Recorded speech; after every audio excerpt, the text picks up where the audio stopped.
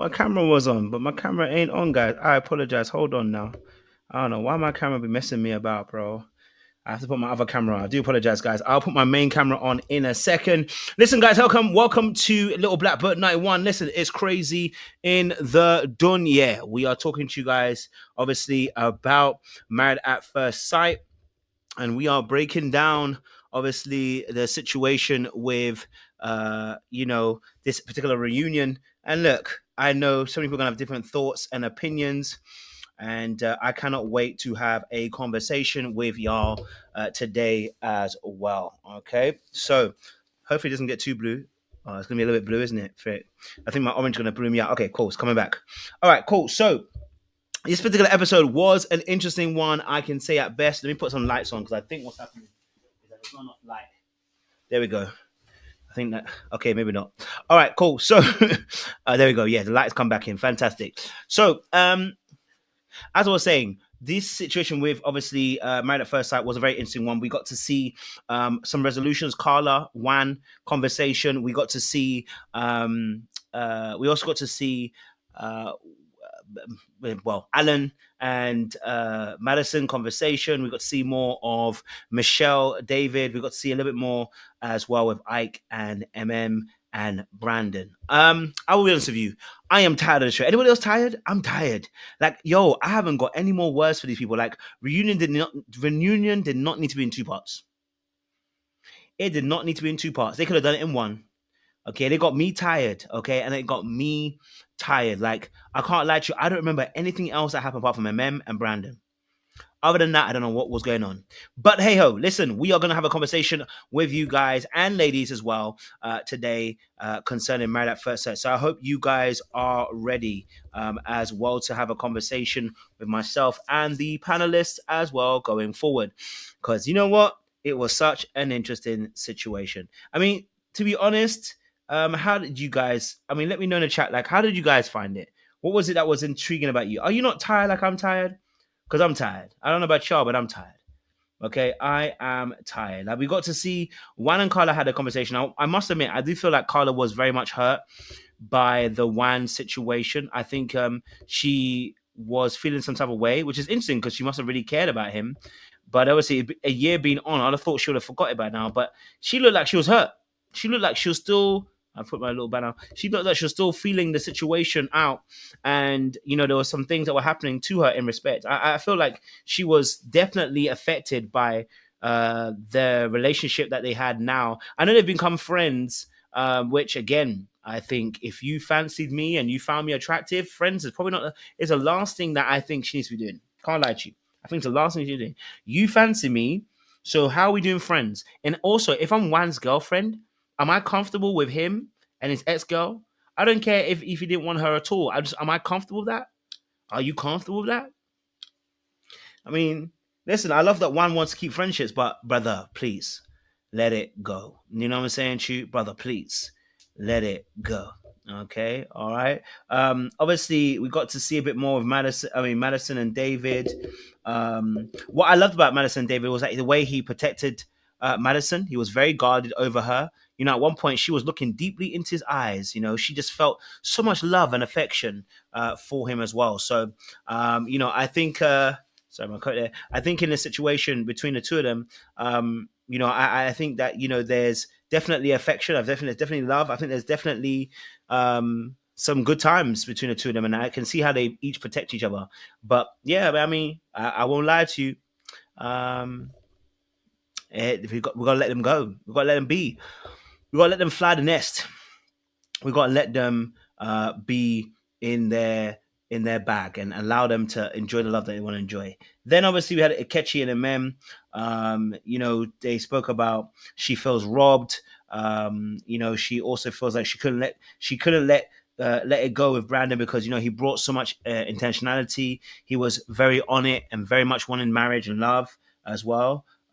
She felt like he hasn't been inconsistent, and she wants to marry, and he wanted to marry her there and then. Now, the Emem and Akechi situation, Emem and Brandon situation, yeah, I'm rolling my eyes at that. I think that was. I just think to myself, what was the point? And I think to myself, Brandon, why can't you understand that this is probably not the best thing to do, right? That you speaking about this situation right now isn't the best way to go about it. But hey, men, I guess Brandon will be Brandon as well. But anyway, let me get these my wonderful couples and guys up on the panel. I want to get your feedback real quick because we're trying to keep it short and succinct this show because I think to myself, I'm tired and I want to be done. Okay, I want the show to be done. It's time to move on. It's time to move to greener pastures. Okay, the next season's coming up, and I don't know how quickly it's coming up. I don't know how much of a break we're getting. So I'm sick and tired. I can't lie. The 20 weeks. This one kind of, yeah, they dragged it towards the end. They didn't need to, but they dragged it towards the end. Elsa, talk to me, man. What's your thoughts on this straight away, man? This is this episode, this reunion part 2. How do you feel about it? Brandon is earning his appearance fee. That's what I think. He's earning that appearance fee because he's acting like a cheaply paid actor from acting school. So whether it's true or not, it is embarrassing as heck, but he is earning that appearance fee. And I don't even know if he's on the roll to get paid, but he acting like it. I'm sorry, Emem. It's embarrassing. Even if this is the way you're going about your life, maybe this part of your life could have been kept quiet behind the cameras under wraps. Because we give heat to the men who come out to these dating shows with a whole love. So we know you were dating somebody before the show. We give them true heat. So she got to come and get the heat. Equal opportunity. Equal opportunity.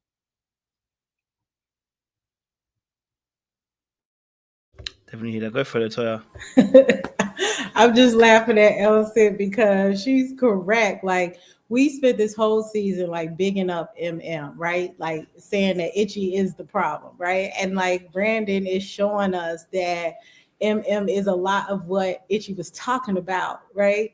And so not that I'm gonna co-sign and say like she's all the way like that, but still like who this guy, like it was just so cringe, the entire segment with him, even down to him being like, I'm gonna shake his hand and making a bet. Like, why? What is with the childishness? And of course, he did other things when he got on the stage even more. But to me, it was just like a bad look for MM. But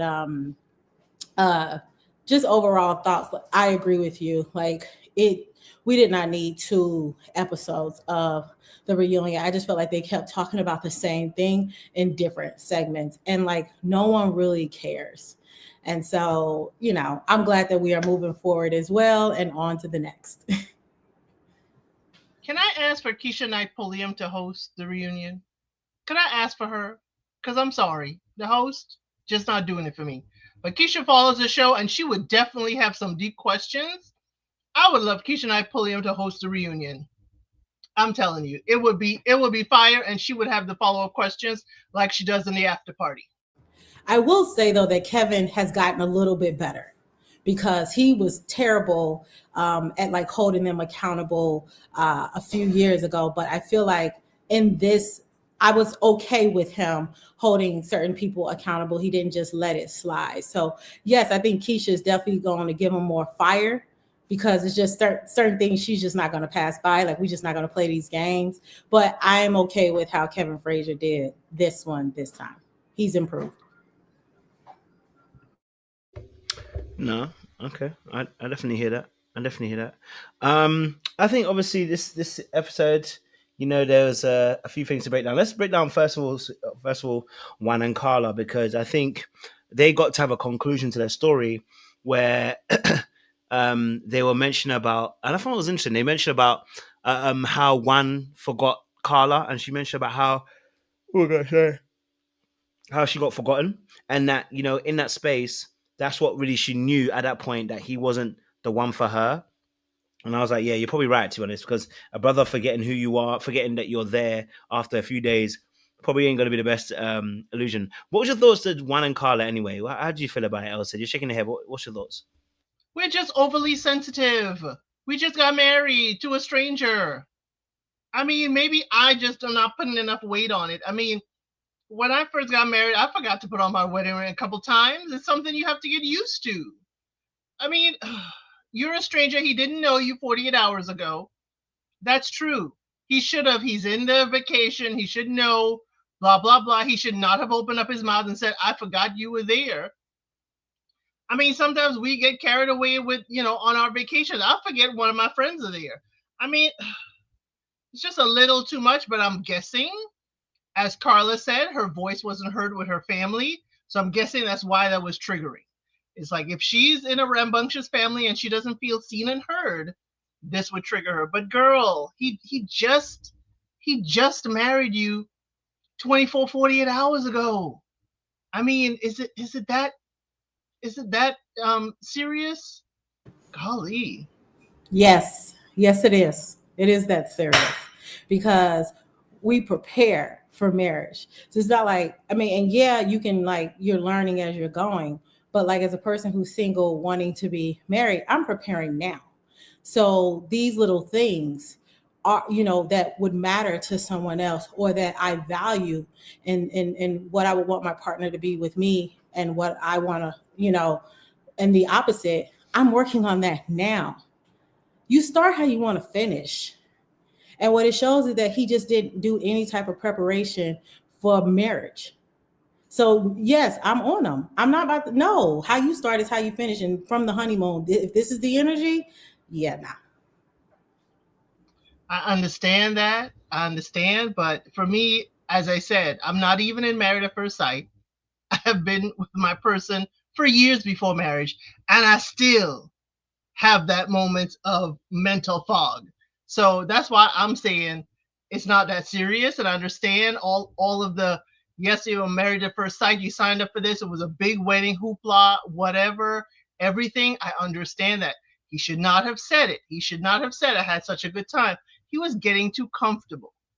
He's getting too comfortable. You got to give the person your personality in doses. You are a stranger. You're a stranger. Even if you know the person for a few years, he still gave you personality in doses. But he just jumped in and said, oh, yeah, I forgot about you. You're going to be paying for that, as you said, paying for that the entire time. The entire time. So to your point, right? People make mistakes. So it's not even about that, like, oh, he forgot about her. It's about how he didn't recover by actually saying, I forgot about you. So again, I need you to be working on one of the two. Either show up better or know how to articulate yourself better in a way that makes me feel like we're working together. And he failed at both. But you got to allow for him to recover. And I don't think that Carla, in that moment when she was filming and showed his little bag and everything, I didn't think she left room for him to recover. But maybe it was too soon. Maybe it was just too soon to think about recovery at that point. I agree. I think like her having the garbage bag was also extreme. Like I agree that you didn't like that he left you, but you also having a garbage bag, right, is also not the best way to articulate, express yourself either.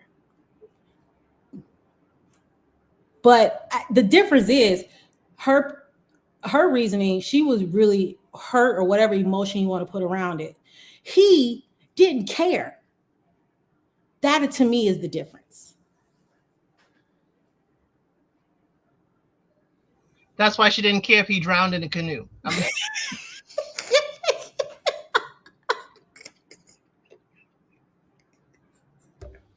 mean, I hear it. I can't even lie to you. I can't even lie to you. That's probably why. They spoke about obviously his lack of consideration. She said she don't need a partner to be glued to her, and doesn't feel good. Obviously, is what you guys talking about. But she looked hurt by their mission, and I wanted to get your lady's perspective. Did you also see that she looked hurt, even though it's a year on? It looked like she was still hurt. She did look hurt. I was confused with Carla because when Carla left the last episode, she said, I don't want to be your friend. We done. We done. And then to talk about we're hanging out, we're going for coffee, and she, that confused me. I was like, this is not the Carla we left when we packed up and left the apartment. I was just confused. So I just didn't know what to take. I'm like, is this for real? Or is this, it's been a year. You haven't seen him. Why am I tearing up for a man who forgot about me? I'm just like, it is confusing. Carla, remember, he forgot about you. But again, she said this was the healthiest relationship she've ever had. So which one am I to believe with Carla? It you know, maybe I need a sound bath because I just don't get it.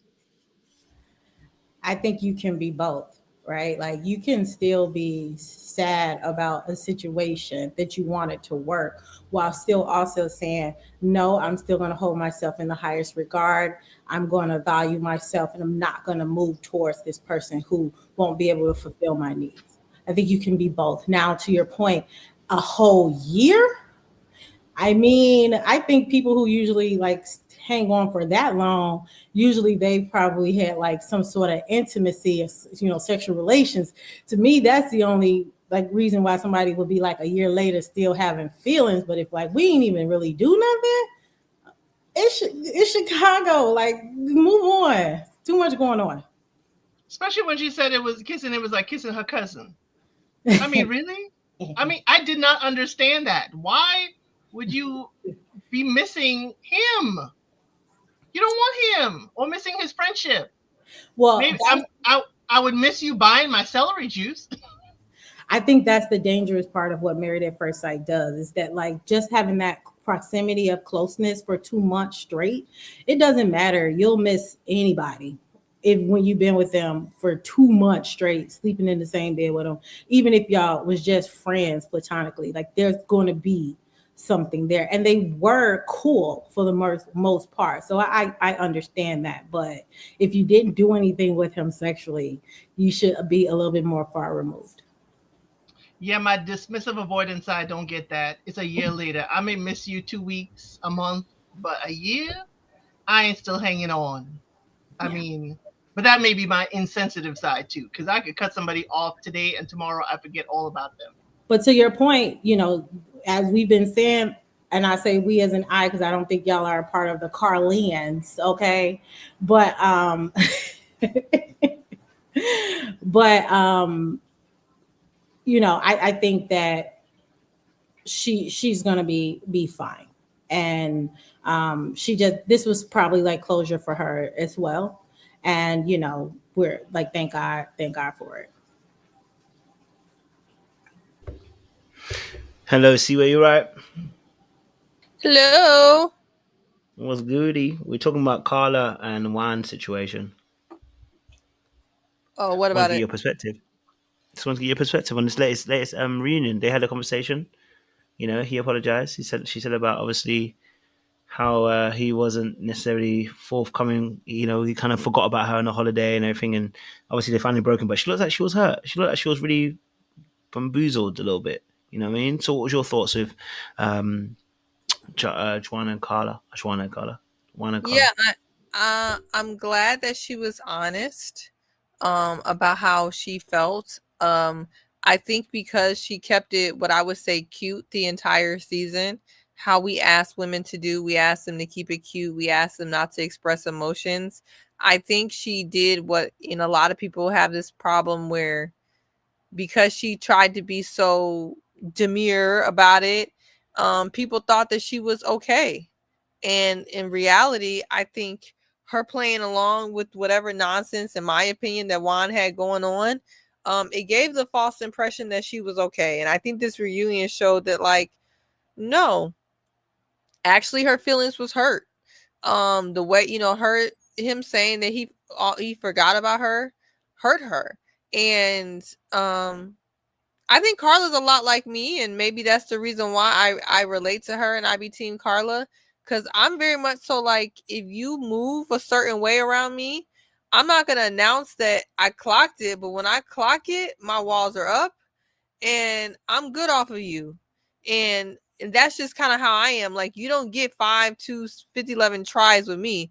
Like, once I see that you're all about you, like Carla said, she realized that he was all about him.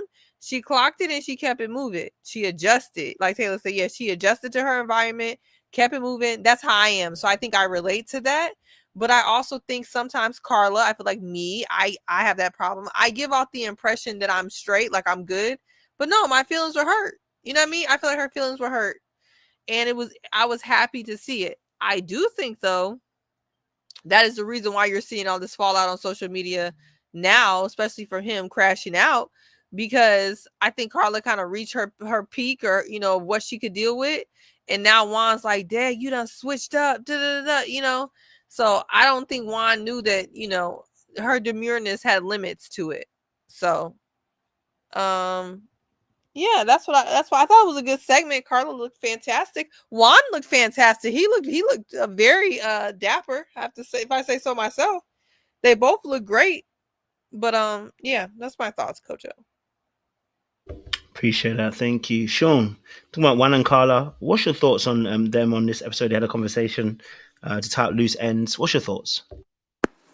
Yeah, I think, we finally got to, some of the things that we've all been speculating about. Uh, my opinion hasn't changed of Juan. I think he's a little fake, you know, and he also went into this process, and you can just tell he just was kind of coasting along to just have fun. And when you just kind of heard his explanation, it was just everything around him just going into this like, oh, we'll just kind of see what happens, and whatever it is, whatever will be. And he really wasn't going into it like, oh, I want to be married and I really want to really build on something. I think he just ran up against Carla. And listen, I've never debated that, oh, he should like her or not. Anybody can dislike or not like the person because they don't meet their standards or their expectations. I don't think there's anything wrong with that. But I do think there's a way you go about the process to at least try. And I don't see him, I didn't see him ever trying. He just constantly, kind of laughed his way through it, joked his way through it, and then kind of wanted to have this friendship afterwards. And now you see him falling out online and doing all these things, and he didn't even want a friendship. It's this is not the kind of friendship you have. He's getting a little bit of criticism online, and he's crashing out because somebody said he went into they thought he cheated her of the process. Now he got to air her out or air out all the things and rehash it. It's like, bro, people are going to think things. That's the least of your worries. Them thinking that you cheated her out of the process. You have to go spill, and get to going. So, yeah, not a fan of his. That hasn't changed. I see Carla was a little emotional. It is what it is. I don't know what to think about that. I mean, I think Seaway summed it up, you know, and from her perspective, I would tend to agree with that. And that's my thought. So, Sean, could we give the same kind of fire to Michelle for since you said not even trying? Didn't she give that fire to herself? I mean, I think she admitted herself that she didn't do the best in the process. I don't know, Sean, if you want to weigh in, but I think Michelle, she I clocked her don't own tea. I don't really feel like entertaining any of that litigation around Michelle versus Juan. They're two different people, two different couples. We get to Michelle, we'll talk about Michelle. I don't care. Like I don't need to be Michelle's defender. I really don't care. I think this is Carla and this is Juan. Well, with that being said, back to Juan, since we're not going to be on Michelle, people want to know, was I right about my theory? Well, I guess we can rule out one of the theories that Juan wanted a white woman because the Brazilian that he's allegedly with right now has dark hair. Her skin does not look that light from the back. And so, yeah, so I guess we can rule out that he wanted a white woman. Now, about my theory and the other theories, I don't know. I don't know. I guess he could still like want a white woman too and be with a Brazilian for all we know. We just know who he with right now. So it's hard to know what's up with Juan at this point. I feel like Juan wasted all of our time. And he wasted Carla's time and he wasted my time because he was just playing in everybody's face. Gia, you saw her. I only saw her from the back. How y'all seen a picture of her from the front? Yeah, you saw her whole front. I Where? saw. Yeah, I saw her from the back. I saw her skin. I didn't see her from the front. Oh yeah, they on his page. I don't know. It's all over the internet. It's I don't Mavs fan page, Juan's IG page. She's You know, there. I don't be on that man IG. Let me see if I can find it. Did they Yeah, release I them? just happened to look on his page and because Mavs fans referenced it. But yeah, you see her face. So are their pages open now? Some of them are and some aren't. Okay. Okay. Juan, I don't even see what's his name on here. What's his name, y'all, on Instagram? His name is Juan I know y'all Franco. know. So just look it up. What is If it you again, Sean? I'm trying to Juan do some Googles right Franco. now. Oh, Juan Franco. I Okay. don't know if that's his actual screen name, but that's how I found him when I searched on IG. And I just think some other things have come out, in the wash in terms of him painting a picture of her. And I think that's one of the reasons why she didn't want to talk to him most recently in the beginning of this year, because he's over here painting narratives that she didn't wake up till 1 o'clock in the morning. Meanwhile, it comes to light that she was the one filming while he was riding his bicycle that day. That same scene that he was trying to say she's in the bed. She was actually filming him. So I think the thing about Juan is, there's more than meets the light. And a lot of times when people come out crashing out, somebody's blackmailing me. Meanwhile, you're the one doing all the talking. So, there's just things like that about him that I just really don't like. I find to be disingenuous. Oh, I see her. Actually, I was wrong. She's giving YT. Yep. Yeah, I'm looking at her. She's giving YT, and she got these and she looked like Mm-hmm. she got some implants on her. So Mm-hmm. maybe that's what he was looking for, the YT with the implants, if we're gonna go along with whatever he got going on. Yeah. No comment. Interesting. Nothing wrong with that, brother. Go on and thrive, my brother. Go on and thrive. If Carla ain't it, Carla ain't it. If she doesn't look at the part like you want, doesn't look the part like you want. You know what I'm Well, saying to he you? said on there, he said it wasn't looks, it was the vibe. Whatever one. We'll I never mean, know. it was the vibe. I'm looking at what vibe she was bringing. It definitely was the vibe. Okay, all right, bringing up all those crystals up in the air. The brother couldn't even breathe. Okay, all right. He was in the future and the past and the present with Carla. I mean, brother couldn't even be present and stay in the present. Okay, every day he was out here shifting and moving in with these different spirits. The brother had no rest. I'm sure his nightmares were many. You sleep next to somebody who's doing zoo next to you, drumming, do do do do do. You will not sleep well. You will not sleep well at all. Why that brother? I respect it. He had to get out there for his own safety. You know what I'm Kojo, saying to what you? are Before he you got even took saying something. right now? What are Huh? Nothing. you even Seaway, don't what are you entertain him even because we're saying? gonna go down a rabbit hole to nowhere. Let him say his antics, and What? we could I'm just talking about move the on to the next crystals. couple. We know I'm what you. talking about I the know what you're crystals. talking about, but you're just Yeah. talking. You're talking gibberish, though. You really are. How You're is that talking. gibberish? Honestly, I didn't even hear any words. I just really heard a lot of like things. I don't even know what I heard, to be honest. Okay, I think because I did go to Carla's page because I kind of tuned in last week to this live, and Seaway was talking about, like, she's doing her thing. I saw her page, so I went over there and I was like, oh yeah, it's looking good. And so she did a Q&A, and of course somebody asked her, like, do you be smoking? Like, do you be getting high? She was like, yes, every day. Right. So I feel like amongst the crystals, the sound healing, like, she also is doing that. No, I live in LA. It's not a problem. But, like, I think all of it encompassing to someone who doesn't do probably any of it is probably like a lot. Well, I mean, no, the smoking every day can cause a divide. After being with a tree head, I had decided I was never doing it anymore because I don't smoke. And so and somebody said, you really gonna not be with somebody because they smoke? I said, yes,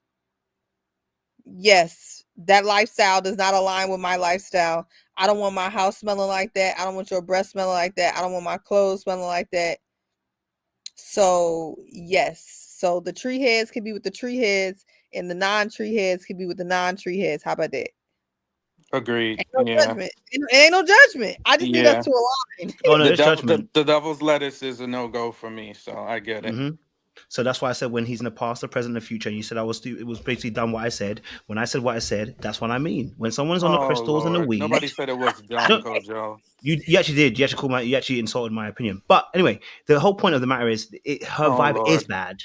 Her vibe is bad, and again, someone having to this weed aspect, the crystal aspect, at this point, jobless at one point, creating jobs at Lord. any point. This is a very much a bad vibe to be around. We should call it as it is. We can easily spot the Brandons, we can easily spot the Akechis, we can easily spot those Davids, but when it comes to Carla, we've all lost the marbles and we don't know what it is anymore. She's amazing. No, she's a weed head and she's a crystal person smoking up the crystals up in the air, and she's too free with lack of structure in her life, lack of structure.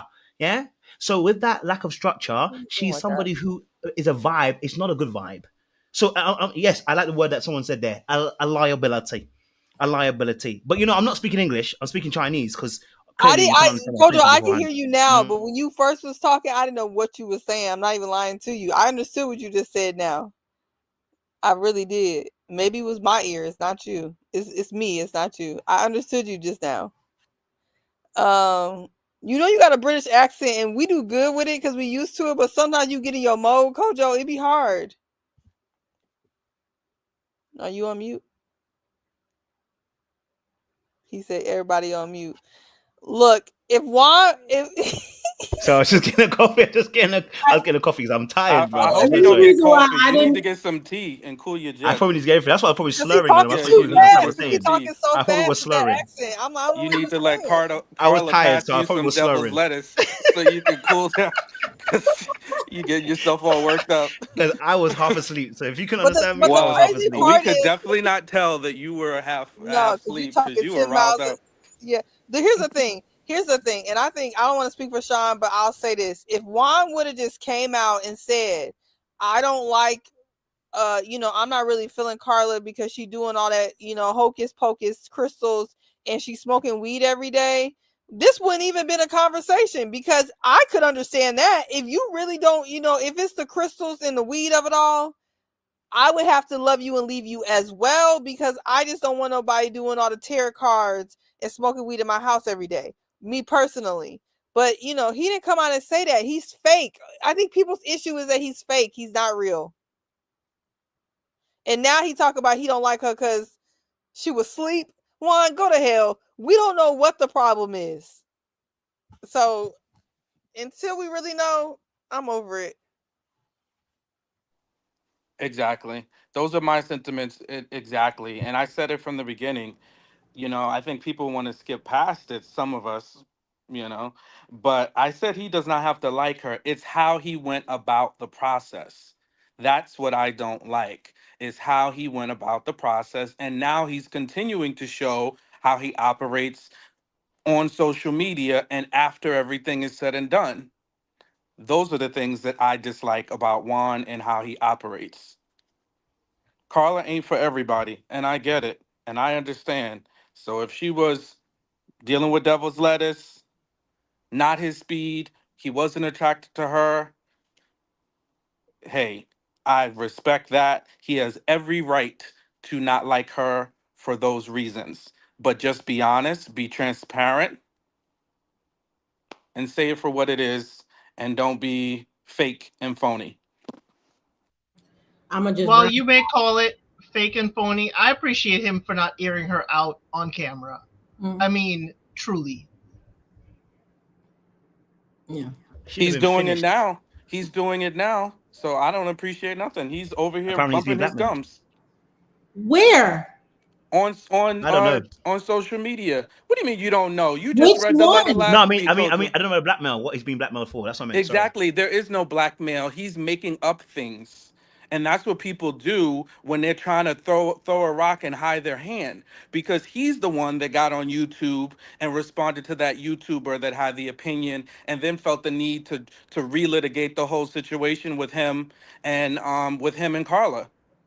and then try to say, oh, her sisters are threatening him, her family's threatening him. Meanwhile, they said, why don't you tell the truth? The same thing I'm saying, the same thing Seaway has said, the sisters said in response to his comment. You got a lot to say about Carla. Why don't you tell the truth? Why don't you tell your truth? Why don't you speak about the things and really be honest? And then he's like, oh, you're trying to blackmail me. Who's blackmailing you? The person said, you're talking all these things about her. Tell the things about you.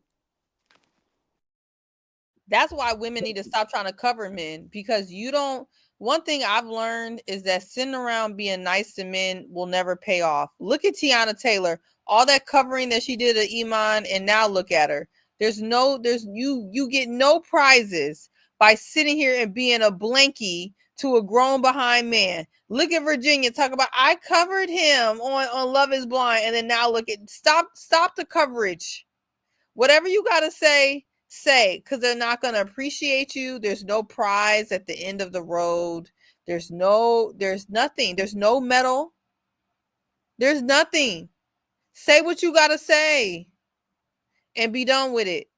Because now look at Juan talk about, I'm saying all this, and they still being nice, not saying whatever that he's so concerned about. They're not even trying to blackmail him, but he's so concerned about his little raggedy image. Look, I'm glad I'm married. I'm put away. But if I wasn't, I would tell these niggas very clearly, I'm not your blankie. So don't come around me with the bull crap. You're going to get aired out. That's it. I second all of that. Yeah. And I just want to add that I think Carla would just do really well in Los Angeles. I think a person like her, she need to be in Los Angeles. She would soar in her career, and she'd be able to do all the vibey things that she loves to do here with a whole bunch of people who would be doing it with her. I'm just not advocating for her pothead, but anyway. No, I'm not. I'm talking about all of it holistically. I'm not just saying. She'll probably end up ruining stuff with her pothead stuff. Now, the thing I feel about this situation, and maybe I've just woken up. This situation is very interesting. I think y'all are pushing me to the side of Eastern. They can't win. If he says it on the show, you're gonna have a problem. If he says it off the show, he's now fake. Like, he's come out and he's said it. He said, this is what's affected me. This is why I didn't make the choice I've made. You know what I'm saying to you? Like regardless of whether he said, okay, you know what, I'll concede a little bit. He could have said it on the show, right? And it would have been less fake. It would have been more upfront if he did. Okay, but now he's come out and he said it because obviously the video, maybe he didn't like the critique he was getting. He felt like it was unfair because a full story hasn't been told, right? Because we were all supplanting our ideas as why he didn't want her, or we all said, and we said some wild things as well about Juanito. At one point we were questioning sexuality, and that was me included. I'm not gonna lie to you, because at one point he was looking a bit suspect. So I have to hold my hands up. But in reality, the situation is with this, right? It almost feels like he can't get it. He can't get it. He can't have it either way, because if he has said on a show, would have said that, how can he not? You know what I mean? He should try a little bit more. He should be more. This is what we've been saying. We said he should try a little bit more. He should be more open to it. But he's already told you the things that she's doing, he doesn't like. And then he comes out after. Maybe, you know what? I can see where you're coming from. Maybe not saying it in that way because it was a response to a video. Maybe if he had come out and did his own video and said it, maybe it might have been better, right? I can work with that. But either way, he's still getting murked for saying what was the truth about how he felt about the situation. I didn't even think he was being rude. He said, these are the things that made sure that I could not actually progress further. There was no insult of her character. All right. There was no insult of her necessary intelligence. All he said was the things that he did not like about what she did, but not about her character. I think that's very key. If he was insulting her character now I think we have a different story. Now, when that situation came out after, where the sister came out and started saying her piece as well, first and foremost, I don't know why the sister's involved, but hey, let me leave it there. You know what I mean? Like, I mean, Kojo, I feel like one thing about me, I'm gonna be consistent. The gold standard for how you should handle this is Monica on Love is Blind. Unless there's new information that is brought into a situation where you need to air out more things, say what you have to say your reservations up front so you leave nothing behind. I even said on Love is Blind, I did not appreciate Virginia coming out later trying to air out Devin after you were being fake on the show. To me, if you kept it to yourself, then keep it to yourself. That goes, it doesn't matter what your genitalia is. Keep it to yourself if you're going to keep it to yourself. We don't need your monologue afterwards about how he was broke, didn't bring down the gift, this and this and that. If you were still standing at that altar crying, pretending like you was going to be with him, keep that same energy. Back to Juan. Here's my point. You were fake, toxic positivity. Only thing that you said about Carla was at the very end talking about maybe it's the crystals. I'm not sure, it's something. But then later he want to go on a whole diatribe, talk about she's sleeping, she eats this, she stays at home, whatever he's saying. My thing is, keep it to yourself. If everything was so good, it was sunshine and rainbows, leave it there. Leave it there, because that's where it was. But now the real Carla is coming out. Fake, I mean, not Carla, Juan. Fake is fake. It's fake to me. And he did say negative things about her, by the way. He called her lazy. Yes, he did. And implied that she gets up late, because he did that on the show also. Meanwhile, she was up at 8 o'clock filming him, and she has an 8 o'clock Pilates class. So yeah, if you're an entrepreneur, you're a business person. She told us on the show that she left the salon. He said in his email response, she got fired. So all those things, no, there's no niceties in there. Then he also implied, yeah, there were some other things with her attitude behind the scenes, and I'm not going to get into that. So yeah, that's hiding your hand. That's throwing a rock and hiding your hand, because you're putting out implications about somebody's character, saying that they act a particular way off camera. All those things are not necessary. If you want to defend yourself from a YouTuber saying you didn't give Carla a chance, you feel the need to come out of the shadows and defend yourself, then you say, hey, listen, I did. Carla and I worked together. We tried through a lot of things, but ultimately we're friends, and we decided and relegated that we were not meant to be. She wasn't a match. We don't line up on a lot of things. But you don't have to throw somebody under the bus, try to air out things, misrepresent things, to just say you don't like somebody if your ultimate goal is to defend yourself because you feel like they're saying you didn't give somebody a chance. So yeah, that's my thing. Carla can be whoever the heck she wants to be, and he not like her, and I'm okay with that. So I think that's the whole thing. It's like you feel like because we're talking about Juan and the way that he carried himself and conducted himself, that means Carla is a saint. I don't think that. I think Juan has some problems, irrespective of whatever problems he had, and didn't want to be married to Carla. I'm trying to remember where he called her lazy. I don't recall that. Maybe I missed it on the part. I think he implied that she didn't get up early, but I don't think he said she was lazy. Yes, that's implying basically somebody is what that, lazy. yeah. He and Saying the she way, doesn't get up till 1 o'clock in the afternoon. Yes, You're saying the calling her a person is lazy bum, lazy. and that's why these people in the comments are calling her lazy too, because they're agreeing with him that she's lazy when actually We called her lazy before he said that, by the way. Well, Carla we weren't waiting for 1 a.m. I don't get it. But I guess maybe I didn't see that way. I guess if he says that she wakes up at 1 p.m., I think that's a factual aspect. Does she wake up at 1 p.m. or not? If she's meant to be working and she's quit her job, it goes into what he's actually said about the fact that you've quit a job and then you are sleeping in. So I didn't say necessarily as being necessarily lazy, but to saying that if you are going to be doing this, you would expect the person to be up. Now, if this was, and I'm not talking about finances, if this was a man if the woman said, listen, he's meant to be doing a job, he doesn't get up and he gets up at 1 p.m., would we be having an argument about whether he's lazy or not? Would you be having an argument about the person being lazy? The problem is that was not true. No, answer my question. Kojo, but we're going on the because premise. you have to shift my point. Yeah, I only want to go with that question. But what I said earlier is that was a lie, that she was not waking up to 1 o'clock in the afternoon. That was a lie, because she had an 8 a.m. Pilates class. And she was also the one, when he was doing the filming during the season, she was the one filming him when he was making that silly joke.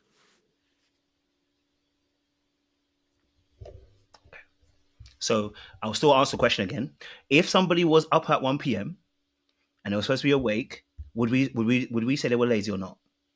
That's the question. Are they supposed to be awake? That's the question. She's an entrepreneur freelancer. Like, You can Thank go you. to, You've answered my question. You So won't answer Kojo, it. So are you lazy? Are you lazy because you sleep in the middle of the day and be up all night talking to us? Are you I lazy? didn't quit my job.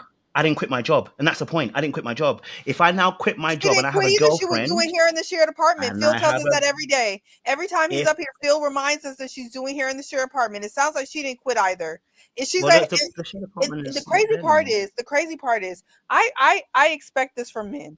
I expect this from you, Kojo, to be honest. I expect this from men. But for the women in the chat to even insinuate that Carla quit her job because she left the shop either means that you don't get your hair done or you're being obtuse.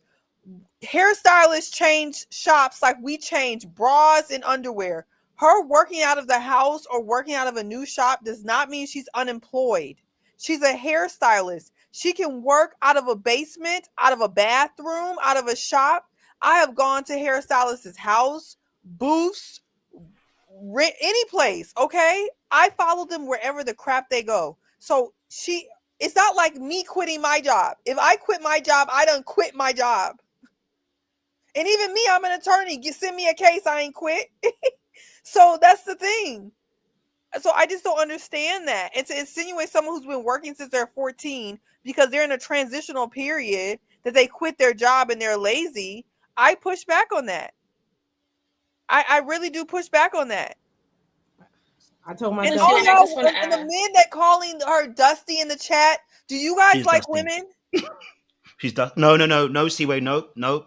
See that? I'm I don't like desperate for that. a win. No, I don't like that. No, I don't like that. Desperate. I really want to Stop it. know. No. Wait, no. Pause that, because that is a legal move. When you go to It's that, when you go illegal. to that place about do men like women because they said she's dusty, why would you go there? Come on, man. Do you want to know We have to why, stop or that. you just want to be offended? No, we have to stop that because we don't do the same thing to you. When you have an opinion, I don't say you hate men. I don't like that when you do that, Seaway, because it just puts men right in a bracket straight away. It's like we can't have a different opinion from you, and immediately we hate women. And it's a very heavy label to put on men, and it's a heavy label to put on women. I just don't like that. Don't do that, man, because it puts a heavy label on people about we don't like men, we don't like women if we do that. If we call her Dusty, I call her Dusty. So now, do I hate women? I asked a Think about what question. you're saying. I asked a question. Do these You didn't people ask a like question. Your women? question had an intention. Just like Juan's It was a intention of leading calling her question. lazy. People's Come on, no, statements have stop that, Seaway. intentions. Just like calling her lazy is inflammatory. But when I asked if these people who are calling somebody a bum, which is inflammatory, if they like women, now that's a bridge too far. But we It's can definitely say a bridge someone too who's far, and been you know working. exactly what you're doing, Seaway. So stop it, because you know it's not the I same. don't. I'm literally telling you what I'm doing. It's a bridge too If you far say to call someone's a somebody bum, a lazy bum. we can call men and women a bum. We can call men and women a bum. What you are doing is that if we are deciding to say that somebody else is a bum, suddenly we don't like women. How can you make that jump and be thinking it's okay to make that jump? Do you want If to? you said if you said a man is a bum for calling if you called a woman, if I call a woman now she hates men because she calls someone a bum, that is a leap and a jump. It's a very big leap and jump, and you're labeling people that way. And I'm saying to you, that shouldn't be. You know what I'm saying? Shoot, that shouldn't be. If you want to say that they're wrong, say they're wrong. But let's not make that jump, because it's very difficult, because now a man can't say anything different to what you guys are saying to you. Not necessarily guys You instead can of say people. whatever you want to say. My opinion is, though, and I stand by this opinion, is that there's certain people who have some type of fixation and obsession with bringing down women a notch. And what I'm noticing is there are people who are men, and it's mostly coming from men, who are absolutely obsessed with knocking down Carla a peg, calling her Dusty, demeaning women. They're actually excited about it. So as a woman, I've noticed that men who love to demean women, knock them down, call them lazy, even when there's really no proof to even say they're lazy, don't like women. So if that is a bridge too far, then I'll just shut the hell up, because I mean it. I find it very interesting that they don't want to do that about anybody else. But when it comes to Carla, a beautiful, hardworking, employed individual, they're so excited to call her lazy. I find that fascinating. I really do. It is too far, because if you want to say someone is a bum, just say they're a bum. If you disagree with them, just disagree with them. You are labeling people as hating women. That's the whole point. You don't hear it, because we don't call you that. right? We don't. When you say your opinion and you say that this person's dusty or they're a bum, which you have said, you question people's sexuality. If I now throw at you, see where you hate men, I don't label that at you. You know why? Because I respect you and I don't have to do that. I don't make the equivalences. And I'm saying to you, it's very harmful for men when you do that. And I'm saying to you, we need to stop that. Like you do it a lot. And I'm like, now stop that.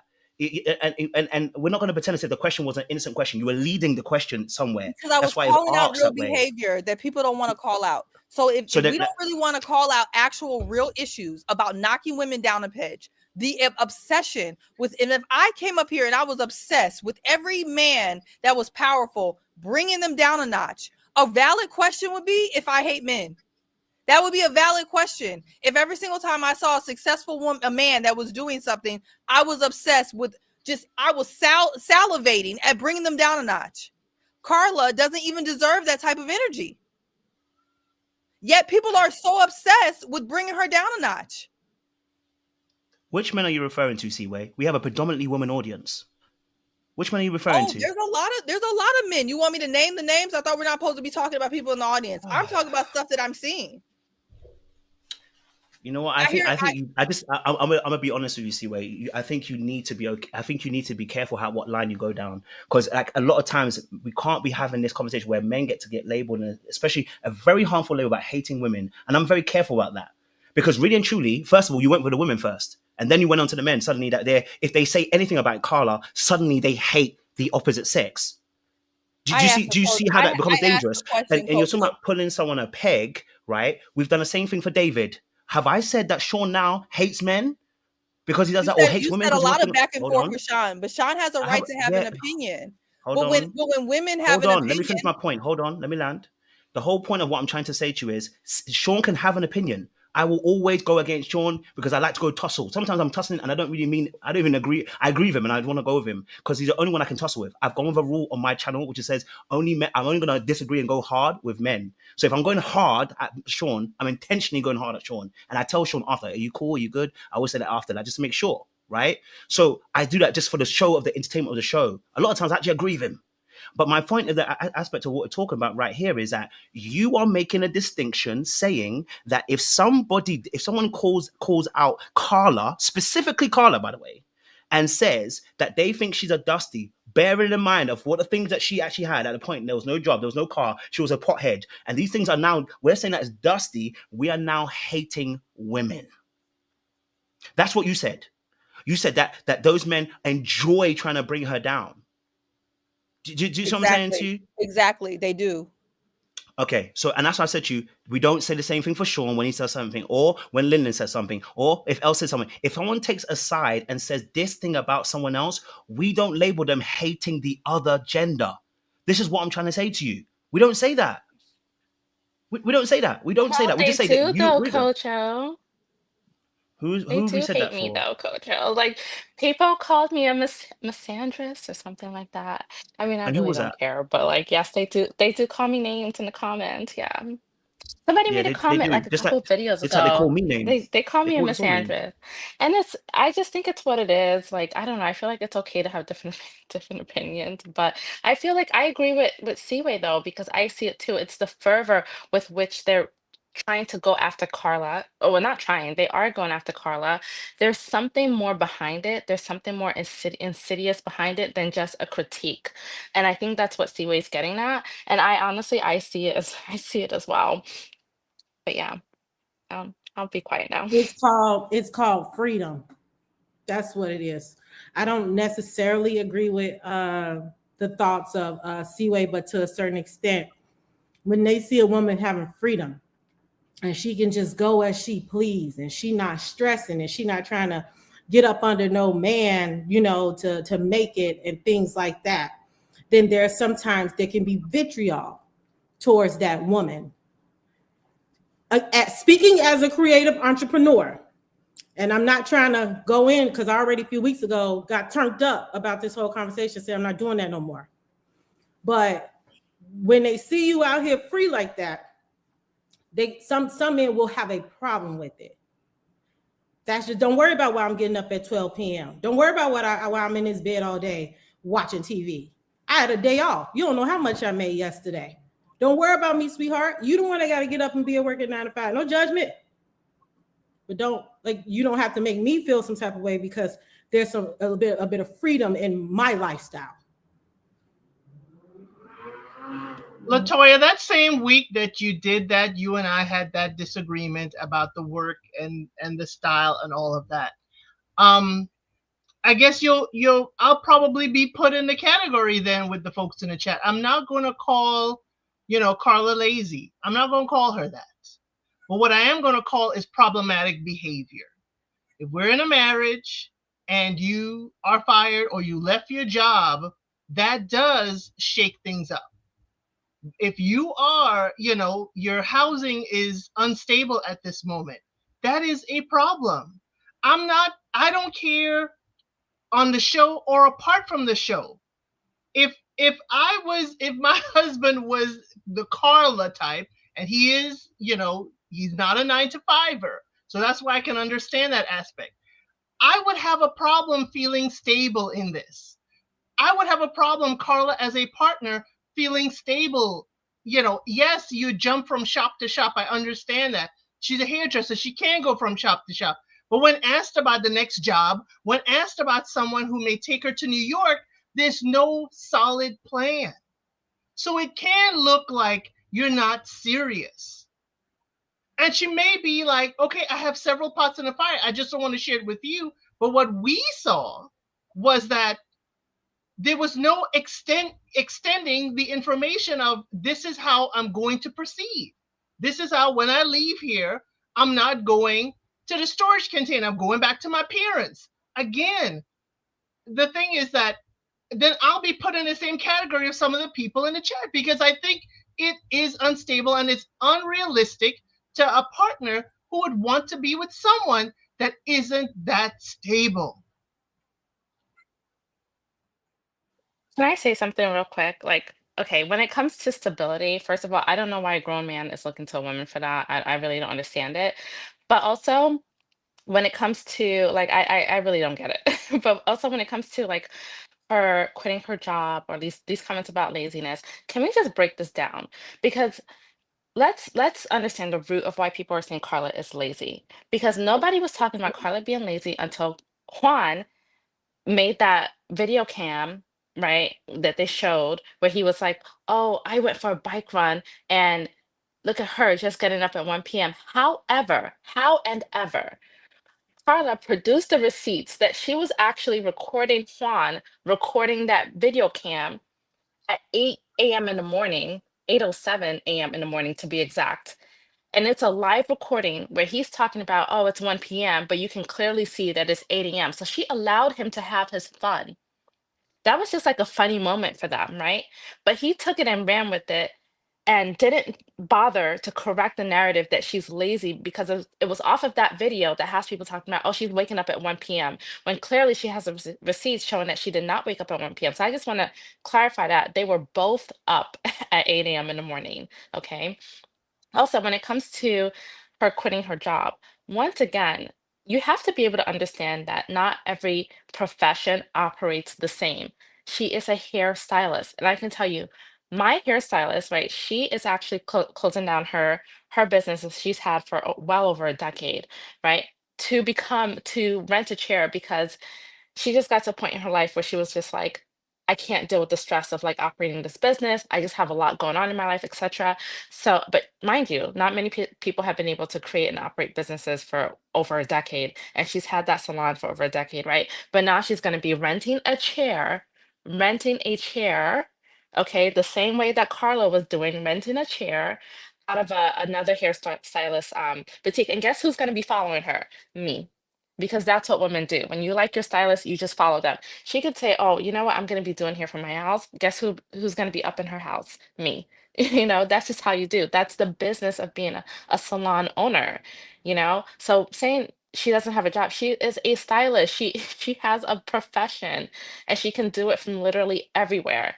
And not only that, this woman has been working, like Siri said, since she was 14 years old. By definition, that is not a lazy person. Okay? Not many people can say I've been working since I've been legally able to work.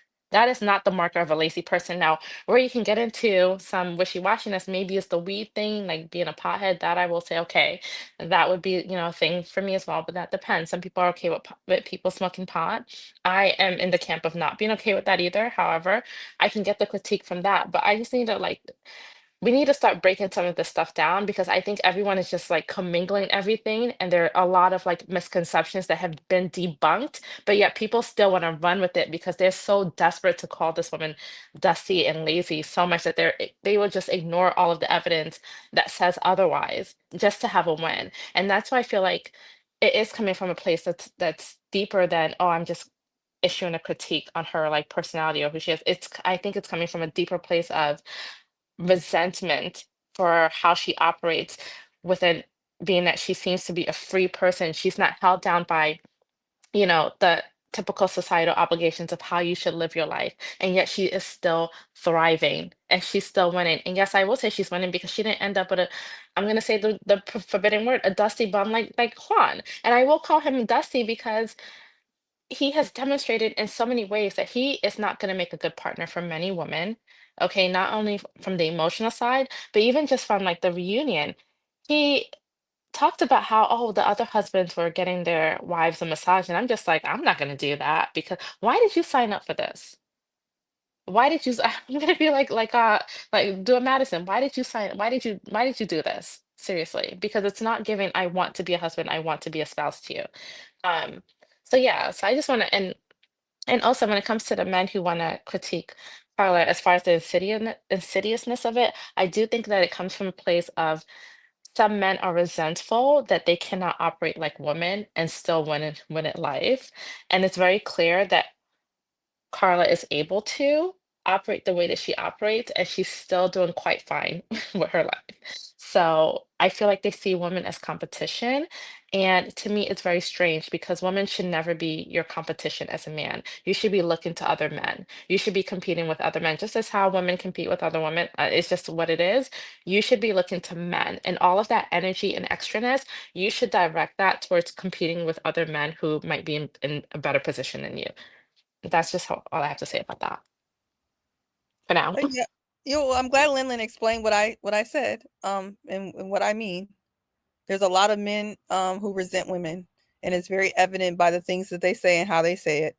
I'm like, to El Cid's point, if somebody doesn't want Carla for the reasons that El Cid listed, I have no issue with that. That doesn't make you bad. That doesn't mean that you dislike women, or wouldn't even make me ask that question. But it's the fervor, it is the excitement, it is just the love that people have on actually defaming someone's character by calling them lazy and saying these things that really is unfounded. So I'm always going to push back on that because as a strong woman myself, I've encountered a lot of men that actually have a lot of excitement about trying to bring me down a peg, trying to silence me, trying to do a lot of things, and it's just not going to happen. I didn't get to where I am in life not clocking T. And I clock people's eagerness to knock women down. And other women can knock other women down too. It's not just men. Other women can knock other women down when they see that they're living the life that they want to be living, able to move through life financially free. So yeah, they're going to knock it because they can't do that. Because they got to clock in with their man. Because they got to clock into their job. So yeah, they're mad at Carla too.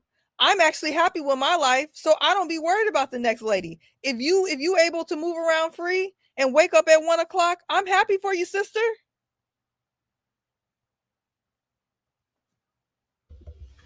So, first and foremost, let me just say this: Seaway, I owe you an apology. I raised my voice, and I don't commend that. You know what I'm saying to you? First and foremost, I raised my voice.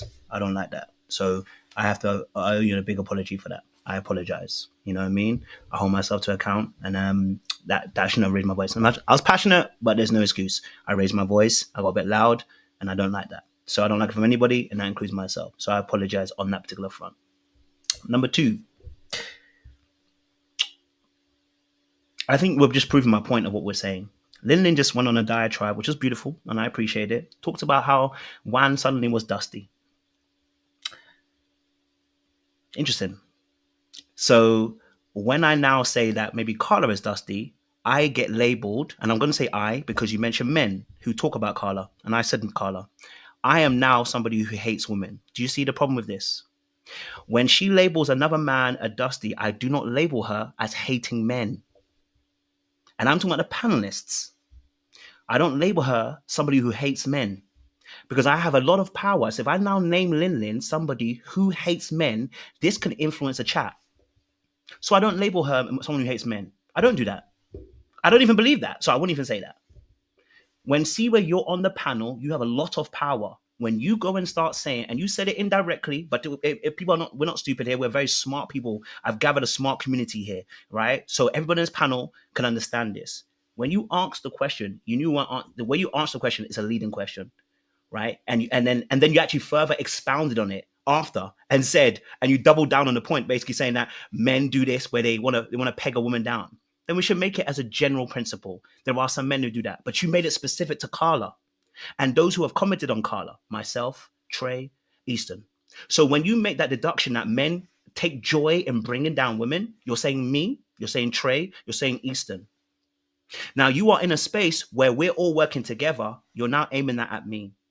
I have enough respect that when you make a point, I don't label you this. I've said the same thing to Sean. That sometimes the labels that come, I'm like, I don't label you certain things because the panel, the people who are in the crowd, right? If I say those things about you, they pick it up. And it's a very dangerous precedent to set. You know what I'm saying to you? Like, if you feel that she's not a dusty, fine. She's not a dusty for you. I think she's a dusty. We're going to go back and forth, and I'm going to say she's a dusty. You're going to say she's not a dusty. But when you start making it that we can't now comment on Carla, and anybody who does now hates women, that's where the issue comes in. I hope I make myself clear. I'm not trying to mix and mingle it. It makes it feel like we can't say anything about any woman because now we hate them. When in reality, the reality is I have gone hard on Alan. I've gone hard on David. I've gone hard on Madison. I've gone hard on Michelle, right? And I've probably gone more harder on Akechi and probably Emem and even Brandon. Brandon last night, right? We went hard on Brandon last night. I hated what Brandon did in front of Emem. So now, what situation we're having is now I can't speak about women because if I do, I hate them. And you have to be that's what I'm saying, you have to be very, very careful how you now infer, because it's not that you said it exactly. It's an inferment. And when you inferred it that way, that label is very dangerous. If you call me a broke person, I don't give a damn. No one's gonna kill anybody over that. We joke, we banter, whatever, blah, blah, blah. But it's the inferment that we hate women. I think that's very dangerous. You know what I mean? Because I don't hate women. You know what I'm saying? And I don't like being labeled that. I really don't. It's a big thing for me. And I don't label women who talk negatively about men as hating men. Lyndon, you're on his panel. I've never told you that you hate women. I've never told Siwa you hate men. Hate men. Or you hate men because you have a different opinion. Or you hold them more high account. I don't even say to Sean, you hate men. You hold them to a high account. Why? You have a different opinion. We're going to go back and forth. You know what I'm saying, Chu? So I want to make it very clear. It's because you said specifically Carla. And that meant that anybody who has spoken on her now hates women. You didn't say it as a general. You said specifically Carla. So that's why I said the people who take joy. I said the people who take joy in bringing her down a peg act like they do not like women. But it appears that if you believe that applies to you, then I can't address a real issue that affects real women. I don't know if you're reading the stuff in the chat, but we feel this way. This is a real thing. So I guess I feel like I don't know if you're trying to, but because this could affect you, then I'm supposed to be censored and I'm not supposed to say what actually is a real thing. You are allowed and you should be able to actually comment on women. It's not about commenting on women. We've commented on Michelle. We've commented on women all over these shows. You have, men on the panel have. That's not the issue. The issue is the way that people are commenting on Carla. It is as if they are enjoying bringing her down a peg, is what I was saying. To expound that to the fact that now you can't speak on women and that you hate women, that was not said. I'm talking about the way people are talking about Carla. And I think everyone should think about it, about how that's coming across, because women feel that way. If our feelings matter, if we don't, we just have to shut up, then fine. But if our feelings matter, I'm saying that it's coming across as if men are taking joy and bringing Carla down a peg, honestly, for no reason. I want to Wait. I just One want sec. to make sure we get. I just want to make sure we get it clear so that we me see don't miss each other. You actually did. You said specifically first, Carla. You did not say about Joy. Joy came after.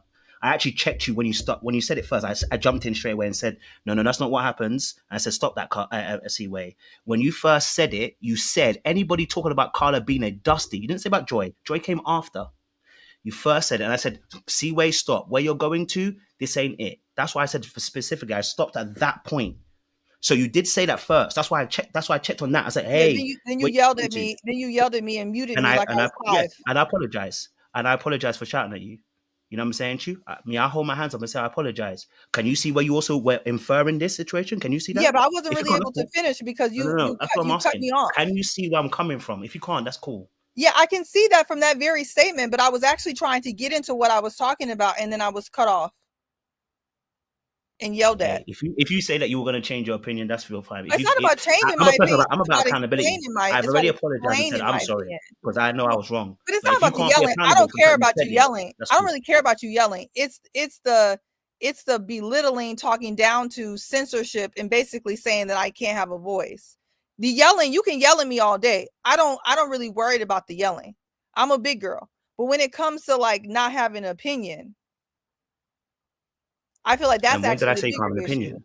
See, Yeah, you're doing you what? did. When You're telling did me I I say you can have can't an say opinion? something. You're telling me I can't say something because you feel like it affects you. You feel like it hits you, so now I can't say it. When it actually applies to people. If you make a general comment, Seaway, it would have been a general comment. I specifically said you made it specific about Carla. You made that point.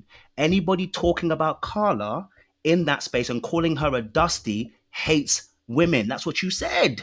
So I jumped on that No, point, that's actually not not what I the said. I general asked a aspect.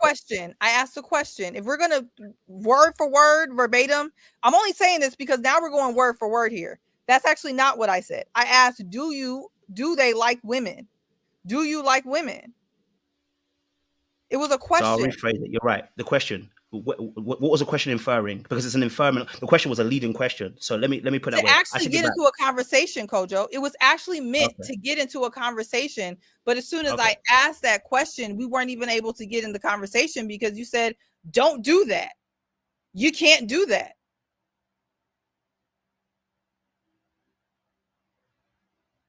Sorry, Sean, you want to jump in? Go for it. Yeah, I wanted to say, because I've been down this same road, and this topic gets tricky because this is not something that we can both sides. And, I know the chat does, and even Kojo, you said it a few times. A man punching down on a woman doesn't carry the same weight as a woman punching down on a man. So I think, if we're going to have conversations, we need to have it in context. And we also need to understand that it is a thing. I'm sorry. Like men, that there is misogyny in the world. And we all, myself included. And of late, I've done a lot of work of unpacking certain things, and I've been more vocal on this channel. And the more vocal I've been, I'm getting hit left, right, and center from men and women. So, yeah, our society carries a lot of misogyny in it. And men do look for opportunities to equate themselves with women. And I think there is some type of joy that some of us take when a woman is humbled. It's like, oh, we get our chance. We get our chance to call a woman dusty because we're tired of being called dusty. And I get it, but we have to call it for what it is. And it's not always the same. And women don't have this, women aren't paid the same as men. Women don't have the same economic opportunities as men. Women haven't been in the workforce as long as men. So women have certain different careers that are different than men. They show up differently than men. And guess what? They have a right too. And sometimes they're going to get a little bit more leeway on the other side because they're getting hammered on the other. And that's something I had to come and understand. And listen, a lot of men don't want to acknowledge it. And I get it. It's hard. I looked at myself and I said, no, I'm good to women. I love women. I was married. I love my wife. I never demeaned her. But I sat and peeled back onions and layers. There's all things that we need to do differently. Just like there's white folks that still need to unpack some of the things that they've done. And yes, they weren't slave owners, but they still participate in a society that benefited on the backs of black people.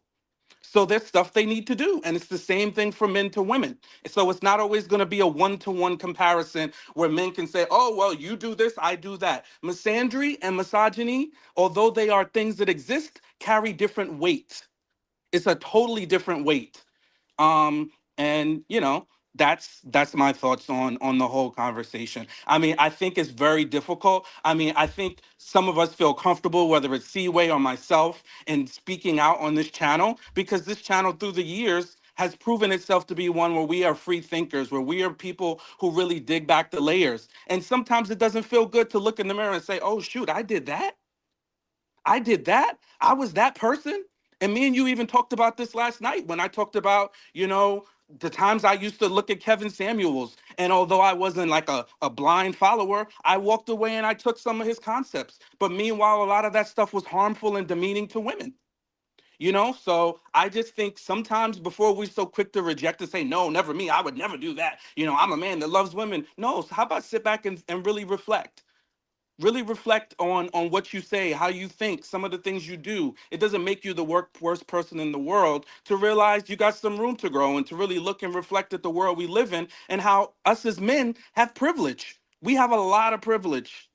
So that's my diatribe. That's Listen, I what I appreciate. was Hold on, saying. wait. I appreciate you sharing that. So again, why are we missing the point of what I was actually making? See, when you talk general, I agree with you. As a general, I never argued the point about it generally. It's like if people are missing my point. I never argued the point generally. Am I aware that men tear down women? Absolutely. Have I not got videos on my channel talking about this? Do I not have a whole video about how men use beauty privilege and tear them down because she's beautiful? Have I not done those things already? So am I not aware of those things? Absolutely. So am I disagreeing with your point when it comes to a general point? No. I am not disagreeing that. What I am going to say is, just like you have an opinion, you got to be okay with other people having a disagreeing opinion without them saying that you need to grow. I don't tell you need to grow. I say you have a different point of view. You're telling me to grow, which means you're telling me you already have authority and you're right already. That's what I'm talking about. So when you have your angle, cool, but you're already telling me you're right. And I'm saying to you, no. You have your opinion. I have my opinion. Right? We're going to argue about it. We're going to go back and forth. And we're making sure, of course, we fight a lot. So we fight behind and we talk after anyway. You know what I'm saying to you? But if you're already telling me that I need to grow, you're already telling me you're right. I'm not telling you to grow. I'm telling you that I don't like that opinion and I don't agree with it. But where I jumped on the actual issue was when we made it specific to Carla. As a general, both you and Seaway are absolutely right. Are there men out there who tear down women? Yes. And if that was the only point that was being made, I would have never jumped in.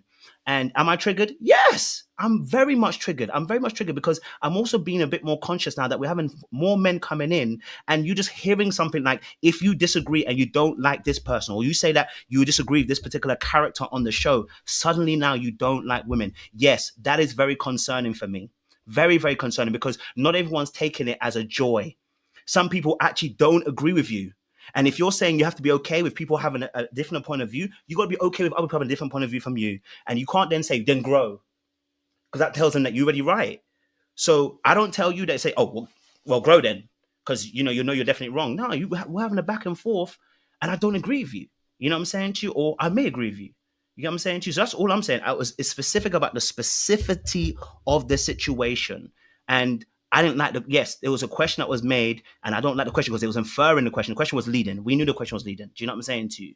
So when that happens, the other men are not comfortable in that space. I want the space to be comfortable for both men and women, not that they're silenced.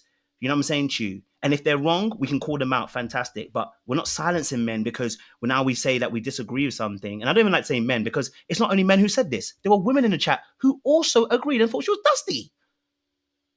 So, you know what I'm saying to you? It's just a different point of view. You know what I'm saying to you? And if we're wrong, I'll come back round like I called Gil and I said, guys, I was wrong. Gil's a dusty. My God, was he dusty? My God, was he dusty? And I was wrong. And that's how it goes. Do you get what I'm saying to you? I think we just have to, that's what I'm saying. Let's be a little bit mindful because We got other people in the chat now. That's what I'm kind of saying. But again, I've apologized to you, but I apologize again. Me raising my voice is never the way to go. You know what I'm saying? That's a loss of control. And as a man, it looks differently from men to women when you are shouting, and I always take that into account. I was wrong. I'm the leader of the channel as well, and I don't expect anyone else to behave in that particular way. I would reprimand anybody else that way. So for me personally, I have to hold myself accountable. That was wrong. Seaway, I apologize. That should never be happening, and that won't happen again. I apologize. You know what I'm saying to you? That's simple facts. Can I ask something real quick, Kojo? Not to belabor the point or anything. Oh, go for it, man. So my question is, if we really don't think they like women, though, are we allowed to think that? No, we're not. Okay, because I really do. I really do feel that way. Linlin, So, I mean, like, that's how what I I've feel. taken away. No, the answer is no. If you see behavior that actually shows that men are acting like they resent women and don't like women, because we have new men in the chat that honestly I can feel their presence in the chat, because to me the chat is going away. I've never seen it go with the type of comments, honestly. So I feel the presence of the men in the chat and the things that they're saying, which actually made me make the statement that I've made. There was a reason why I made the statement. I'm just wondering if the type of men. Well, we're bringing men in the chat. I'm wondering if I care not about the comfort of the type of men.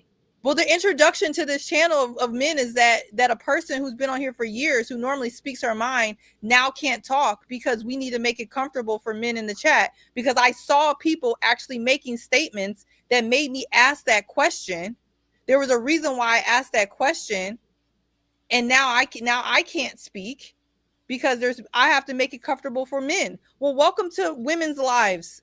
That's all we have to do, is make life comfortable for men and women who take up for men.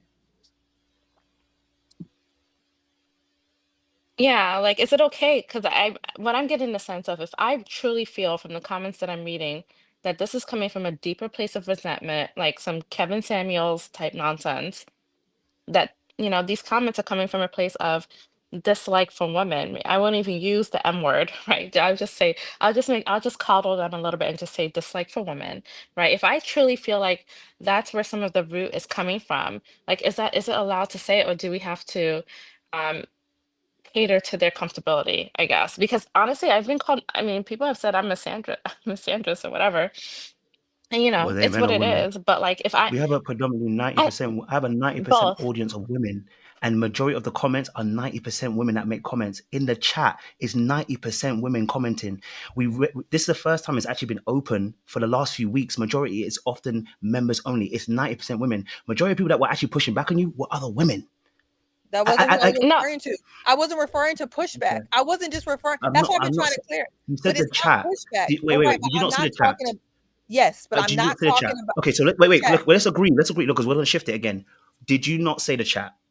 The chat, yes, and I wanted to finish. And you said the presence of men, right? You're saying that the presence of men in the chat, you felt their presence, and I'm saying to you, I still have a 90% audience that is women. Majority of people that were pushing me back are loud. The 10% are loud. I'm not talking about the pushback. Let me finish. Most of the people who were actually coming, from what I saw, were not the other men. They're like 2 or 3 men who comment. The rest of them are women. That's what I'm trying to say to you. Though. That's what I'm trying to say. And I really want to be able to say the statement. It's not about pushback. People have been pushing back for a variety of statements for a long time, including about Carla. It's not about the pushback. It was about what people were saying, and it was the men. And that's why I made my statement. Why would I be asking, do women like women? It was actually directed at the men that I saw in the chat. And then you took offense.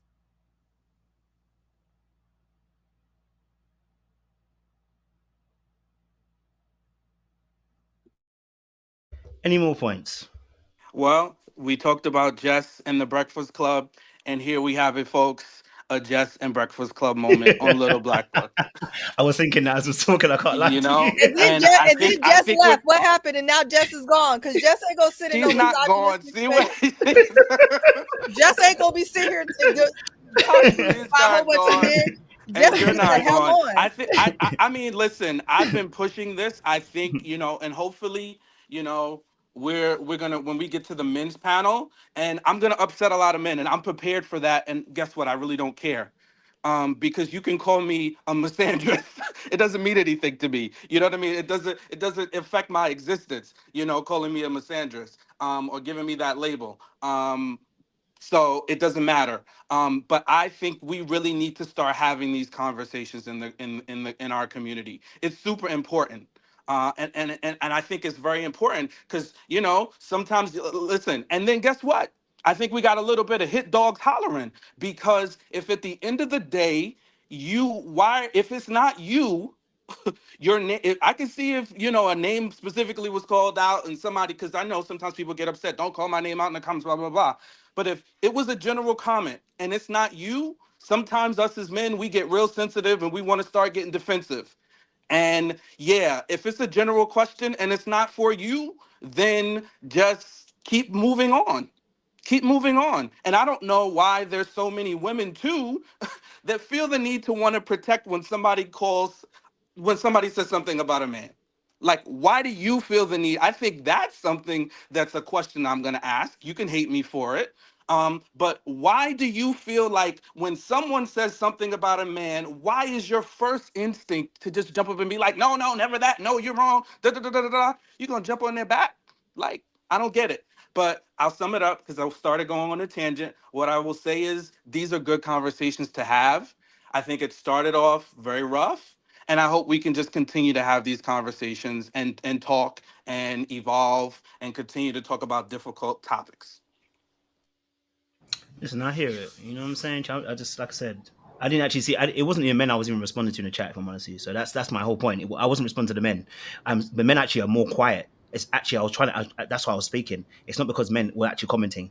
It's because they were actually quiet. So that's why I was saying that I wanted to have them more in the conversations. And sometimes when we say certain things, we don't realize how it impacts men. For instance, when we question Juan's sexuality, and I have to hold my hands up. I said I did the exact same thing, so I have to hold my hands up. This is not going to help other men come into the space, and I want men in the space. I don't want it to be a female only space. I want it to be a male space too, because I implore safety for everybody. Do you get what I'm saying to you? So if we're saying certain things, that's why I said if I say something, I hear it. If Lyndon says something, I don't now start saying you hate men. I don't say it's like I don't want to infer that for anybody. You know what I'm saying? I want us all to be able to have a disagreement. If you disagree with me, disagree with me. You know what I'm saying? If we're making a general point, make it general. But if we make it specific about certain things, and then it means that people can't now say something, that's what I'm saying to you. So again, I said I hold myself accountable.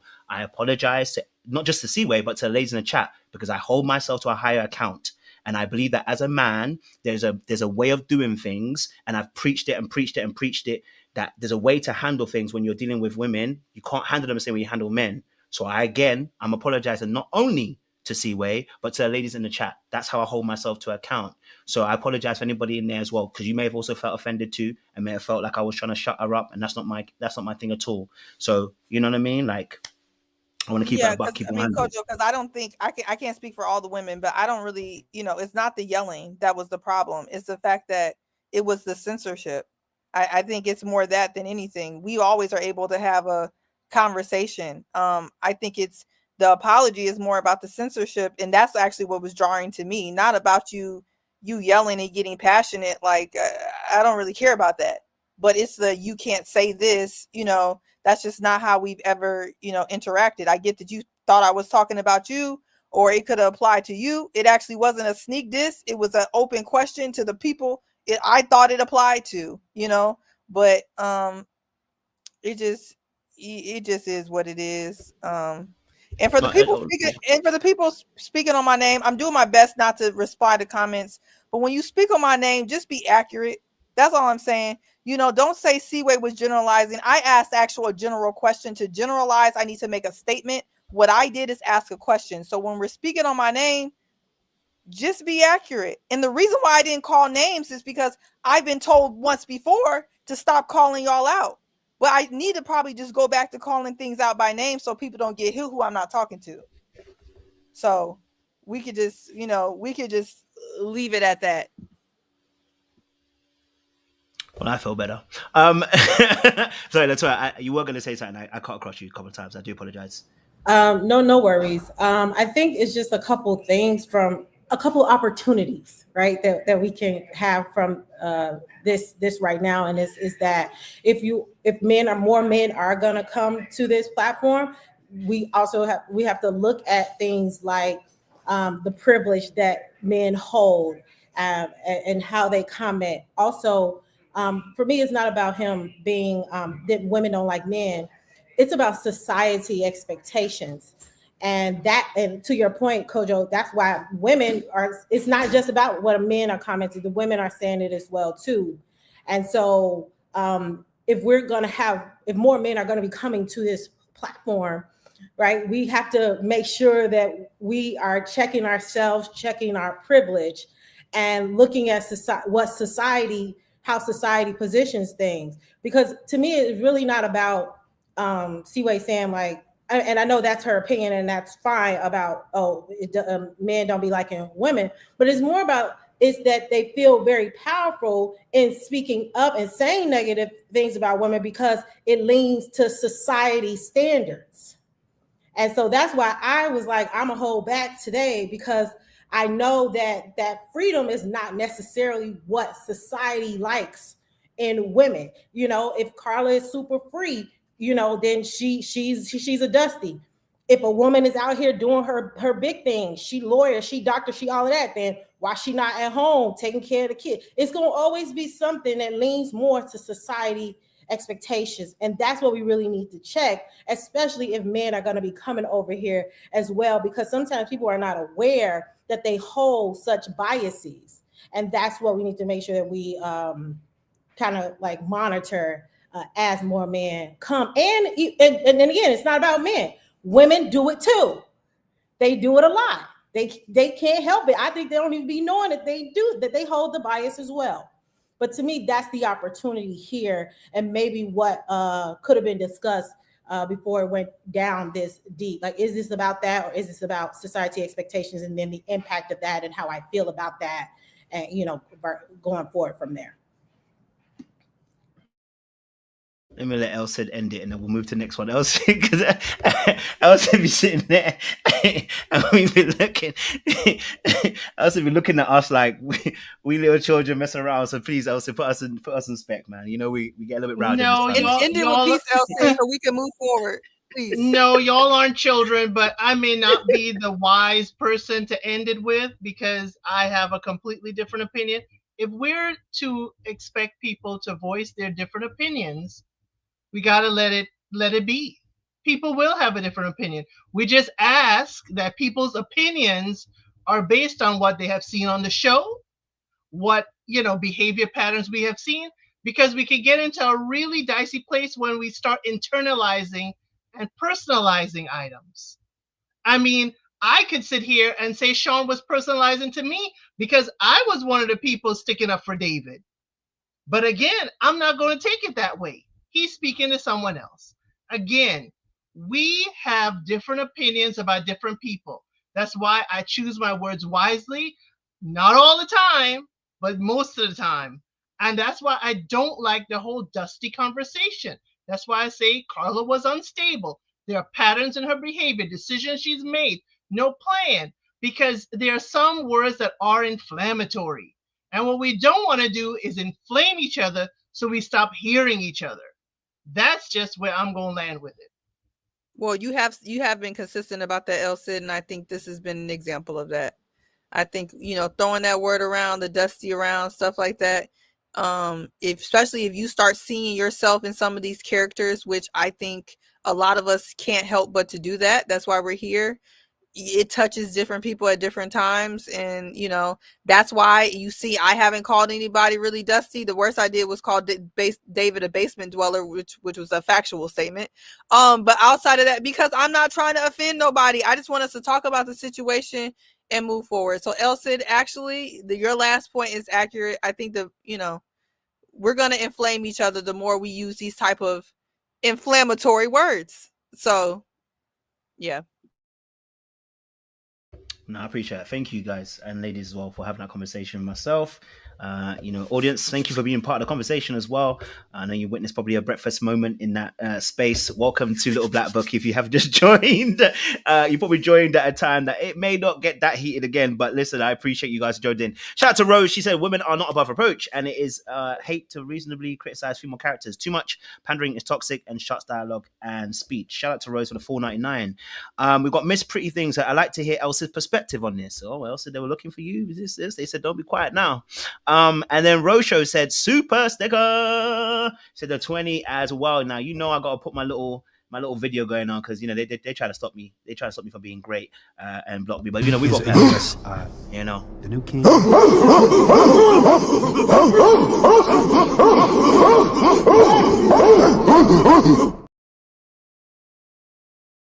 That's right. Appreciate you guys. All right, listen, let's get the conversation flowing because listen, Juan and Carla has had us hot all season long. We have been fighting since day dot. I don't know why they had the least amount of energy on the show, but they got us all hot. But we got to talk about some other couples as well, and I definitely have working out. Damn. So next couple we're going to talk about is going to be what was I going to say? Next couple we want to talk about is who should I? David and Madison. I don't know if we want to talk about David and Madison because let's talk about because they were on the show. I mean, I don't have much with them anymore because we've talked about them and I feel like there's nothing we're going to say that's going to change them. But David and Madison, obviously the timeline situation. You know what I'm saying? There was a timeline situation because they didn't want to answer the timeline stuff. You know what I'm saying? They didn't want to answer that. They were. Shout out to David. I can't lie to you. I back David. Like, if you're gonna do madness, you're still gonna back your girl. Listen, you gotta back your girl. You know what I'm saying? He covered her, made sure we ain't answering that question. We gonna do it. Now, obviously, he's got a little property in is it Iowa? He said he got a little property in Iowa. Someone let me know that it's not that expensive. So, hey, listen, I'm not saying that he's doing amazing. I'm just saying at least he got something underneath his belt. You know what I mean? And hopefully he gonna take over some financial aspects. I mean, he did say he's paying for all the things when they go out.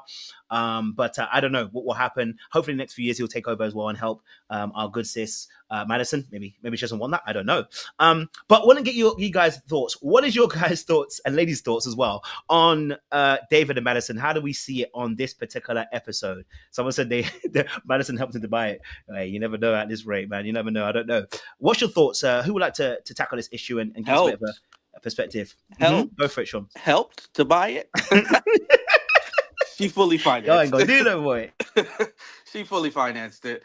And, so look, nothing has changed for me about this too. I'm not going to uplift him. I'm not going to give him a pat on the back for quote unquote covering his woman. I don't care. I don't think it's noble. I think it's just lies on top of more lies. Every time he gets faced with the truth, it's, I don't want to answer that, or, I don't want to get into that, which is answering the question. Because if you could answer it honestly and it wouldn't be problematic, then you would just answer it. But because you have to dodge the question, especially it's a direct one, what's the timeline? Then you can't answer that. That means the timeline was very much overlapping. But listen, I don't wish them unwell.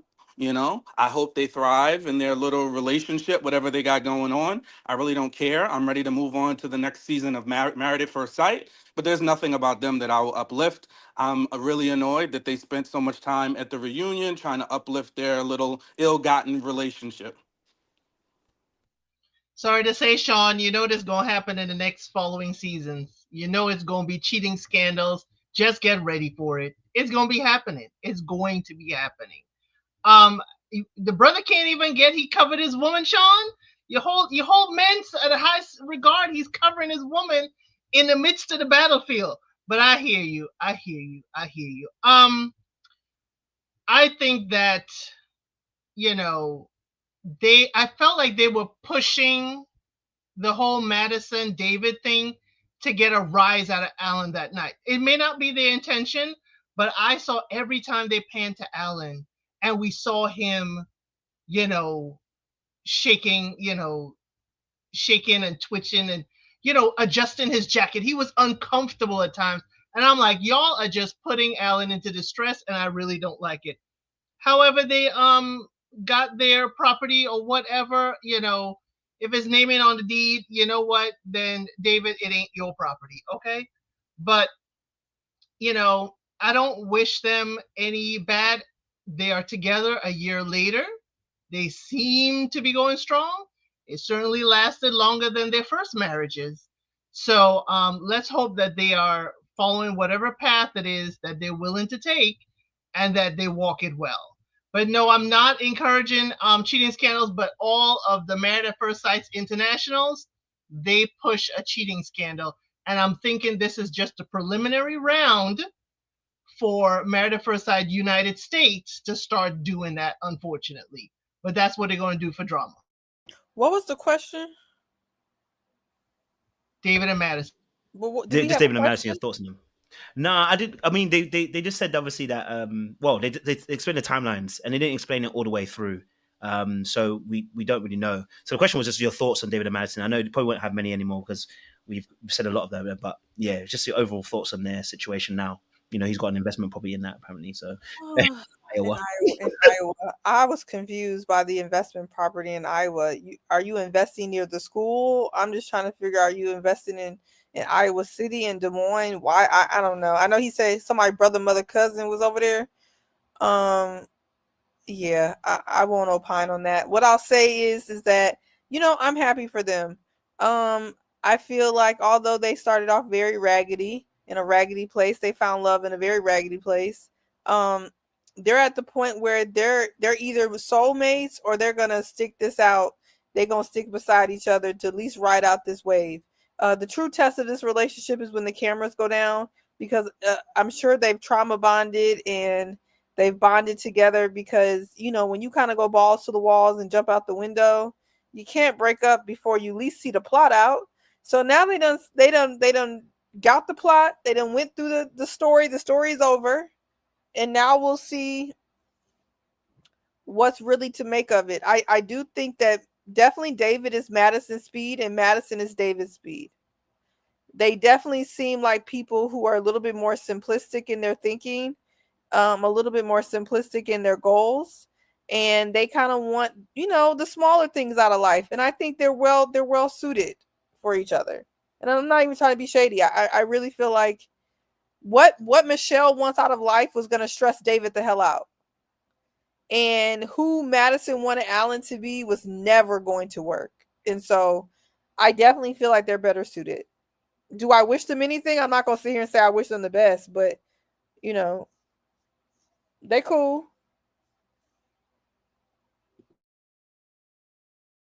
I'll just say a short bit about them. I don't think it's going to work. One thing I noticed is how Madison just didn't take her eyes off of David while he was talking the whole time, which insinuated that they had planned for this reunion and what they were going to say. And her looking at him was just like, you better keep it going. Because let's just go back to it. Like, David was a bad liar, but Madison didn't care. She did not care. And that's a little scary to me. And I wonder if when this ball sinks, it's going to be Madison that something's going to go down with her, whether it be she goes crazy wild or she's controlling him, because they want to control a narrative and things like that. And then God forbid if she has more money than him, I just feel like if this ever goes bad, it just feels like it's going to be really bad for David, because the way she just never took her eyes off of him when he was answering questions in front of the experts was a little scary to me. But other than that, I don't feel anything for them. I don't think they will work out in the long run. And yeah, whatever. I mean, because how long you think Madison is going to be carrying David? Because to live where they live in, which is right near me, wherever I'm at in the world, she got him put up. So I'm trying to figure out. To me, Madison like little projects, and I think that for her, David is a project. I just wonder when it's not going to be cool no more. That's my question. Because he's benefiting right now. He ain't got nothing to lose. Like Madison is good for David. David's elevating with Madison. But for Madison, I just feel like she gonna find something else that excites her, and then David gonna be out the door. So, but we gonna see. Listen, I hope he takes the time to, I hope they take the time to do the work in it. Do you get what I mean? Because they're already here. They're a year in. They've dug their heels in. I hope they do some work. I hope they, do some, background work and make sure that, they start working on their traumas and some of the things that they've probably been through and really start growing. Because you're already here. You're a year in it. Do you know what I mean? You might as well not waste opportunity if you're already here. So I hope they can work on those things. Obviously, it makes it more difficult because there is a situation where obviously you guys were in situations that were, both of them cheated and lied. So in that space, I just hope they can, I hope they can do the work and they actually see each other beyond just the surface. You know what I mean? So I hope that that they go, grow from strength to strength because you're already here. You know what I'm saying to you? You're already here. What I did appreciate was David how he did look to protect Madison from maybe answering some of the questions and just kind of steered them away from asking certain questions. I appreciated, the fact that he kind of made sure that, they weren't going to come too much at Madison. You know what I'm saying to you? They're going to smoke him, they're going to smoke him, but he made sure that she was kind of covered. And I respected that. There was a moment where they were on the couch and she was just looking deep into his eyes. And I said, okay, well, y'all got a little something going on. I can't be mad at it. And I felt like their apologies felt a little bit better this time. You know what I mean? Like, their apologies were as good as Michelle's apologies. They all can use a bit more deep depth, but I felt a little bit more from them too on the second part. But again, we'll see. It's still early days. Honeymoon still phase is still up. You know what I mean? So let's hope. He said that's his dashing queen. So I did like how much joy he had in saying that she was a breadwinner, though. To me, he didn't have a lot of pride about it. And that may sound bad, but I think for a woman to be the breadwinner, you have to have a man that has David's personality. Like, he's just so happy to be along for the ride. Like, he ain't stressing. He like, my baby mama got the money. I'm cool. I mean, I don't know what y'all think about that, or like if there's folks in the chat who are also the breadwinner and how that dynamic works. But I thought that was cute. Yeah, He's I'll living give his him soft that. life. I'll He's give living him his that. soft life. Yeah, I'll definitely give him that. He didn't seem to be, bitter about their, imbalance in finances. So, hopefully that'll be, able to be carried out throughout their relationships, and she won't get bitter either, because that's the other part, because sometimes one party gets bitter and then the other one is still in glee. So hopefully they continue to stay where they are. It seems like at this point, water has met its level. So they are both on the same level. And they're working it out. I love how everybody in the chat talk about we won't call him that name. Look at us all growing. I mean, it applies to David. Why must we call him a name, right? If he's happy, he's with a woman that's willing to carry a little bit more of the load, put 80% down on that investment property, and he put 20 or 10 and 90, whatever it is. Whatever it is, it works for them. And that is all that matters out of life, to be honest. I think that's where people get lost. And excuse me if you just give me 1 second to rant. Your goal in life is to find a partner that works for you. It ain't about nobody else's lifestyle. You have to find a partner that works for you, what you need. There's some women who love making more money than men because they love to be in the control. So they want a man who don't make us lie and they like to be in control. There's other women who want to live the soft life. They want to be the soft queens and they want a man to make whatever it is. Find a relationship that works for you. And yeah, so that's all I want to say about that. And No, thank you, April Love, for allowing me to be gifted a membership. So I appreciate that. Soft life, Sean. You got that soft life that's now. really Hey, sweet. hey, I'll take it. I appreciate you, April. I Shout know out we're to not going Eric. to use the word, but I will say that, I did have trouble breathing whenever David was on my screen. The particles were just coming across. So I know we're not going to use certain words anymore, but I'm just saying I had trouble breathing personally. Okay, But that's all Lindley, I will can say we about that. define though? Can we define the dusty? Lindley, let me tell you why I don't want to call it David Dusty, even if we were using this word. To me, Dusty's Dusty. not banned, by the way. Dusty's not banned, so you can say Dusty. Dusty's No, not but I banned. don't even That was want to Oh, say I that. thought we weren't going to say basement dweller. No, No, I basement mean, dweller what the heck? alive. Why can't we say No, He's that? not over this side. We're definitely calling them basement. no, They've been No, basement consistent. overpolice dweller words staying. now. Come on. That They've is been consistent with ridiculous. basement He dweller. was a basement dweller. He no longer is one. Was a basement dweller. Was a LC, Now basement got dweller. put a your cap deluxe away. apartment in It's the okay. sky. You know what? Put your Why cape in did the y'all say closet, this? Elsid. It's all right. He got what Carla wanted. You know what I'm saying? David came up in there and got the life Carla wanted. You need to know how to get But it. David kept 2 Carla jobs. gonna still, okay, y'all. We're getting sidetracked. I have a question for Lin. To me, and you let me know what your definition of the dust is. To me, the dust is reserved for like what was his name? Glenn. What's his name? The bald head one. Gil.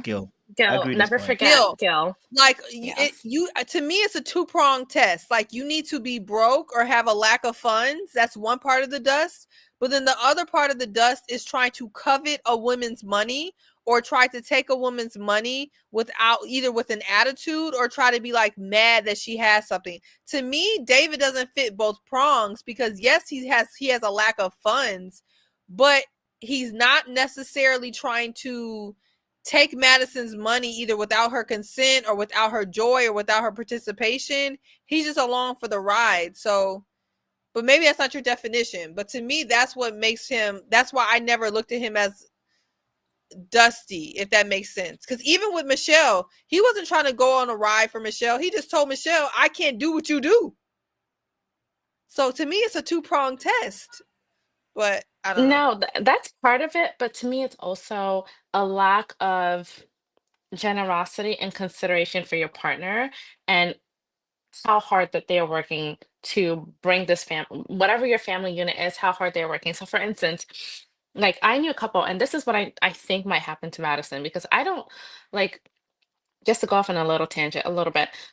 I don't really see this. You don't see this too often with white women actively engaging in struggle love because a lot of the times that gets marketed to black women when they are the breadwinner and end up running themselves ragged. So I think it's very interesting to see because Michelle was like, we're not doing this. Like this is not for me. This is not my portion. But Madison is happily engaging in this struggle love, and I do think it's going to be to her downfall. I really do, and it's not going to happen in a year. It's not going to happen in 2 years. It's going to happen over time. If they want kids, it's going to happen when those babies come into play, and she's rocking a baby on her hip and trying to figure out, her working schedule and realizing she has to go back to work sooner than she would have liked because he doesn't have great insurance because he doesn't have a good job, and so she's going to have to be going back to work 3 months in, rocking a baby on her hip, cooking, cleaning, and doing all this stuff because we know the statistics have come out that regardless of who makes more money or who brings in more financially, the bulk of the domestic duties primarily falls onto women.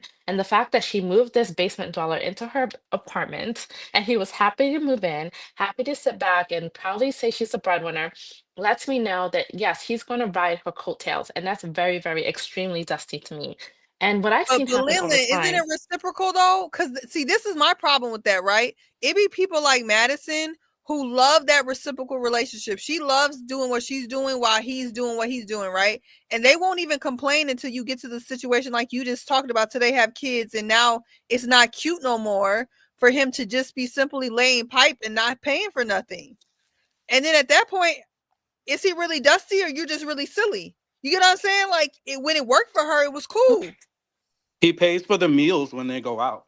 Don't forget That's that. a lot. And he That's walks a on lot. the outside of the street. Don't forget. And Right, he also exactly. goes through the turnstile before she does. So yeah, he's Yeah. contributing a lot to the So let's give relationship. David his props. Let's uplift him, Please. make him feel great about himself. Because God forbid, we're too rough. So please, let's take it easy. I'm gonna I'm not. Look, if these enthusiastically girls want to be disagree. silly, if these girls want Because, to pay you for a know, man, I'm not gonna call. I'm not ever calling I'm David Dusty enthusiastically because you disagreeing. want to pay for a man. She yeah, wants to pay listen, for let him, them, so that's we not his have fault. to, it's the universal thing. If we black people say this all the time. If you like it, we love it. So we're gonna have to, if you like it, we love it to the people that are supporting David and Madison, because they're all in the comments. Oh, what's wrong with that? Why can't they do? Nothing's wrong with it. It's great. It's awesome. If that's what you want for you, go for it. I wouldn't want it for any woman that I love. I wouldn't want her to be with anybody like David. But if that's what you want, And if that's what you find acceptable for yourselves or for somebody you love, then I love it for you. Go off. I will say that we don't know who's paying all the bills at the house. Do I like the fact that he's moved into a house? No, I don't really like that. I personally don't like that as a man because it feels like an imbalance of power. You can easily get thrown out, and you know how it be. But hey, listen, if they are dedicated to working together, because we didn't get to find out who was paying what in the house, we just found out that he moved in, and this is a temporary plan, and he's willing to do this for temporary purposes. That he has a plan of moving them out of that place, right? They went already bought went and bought a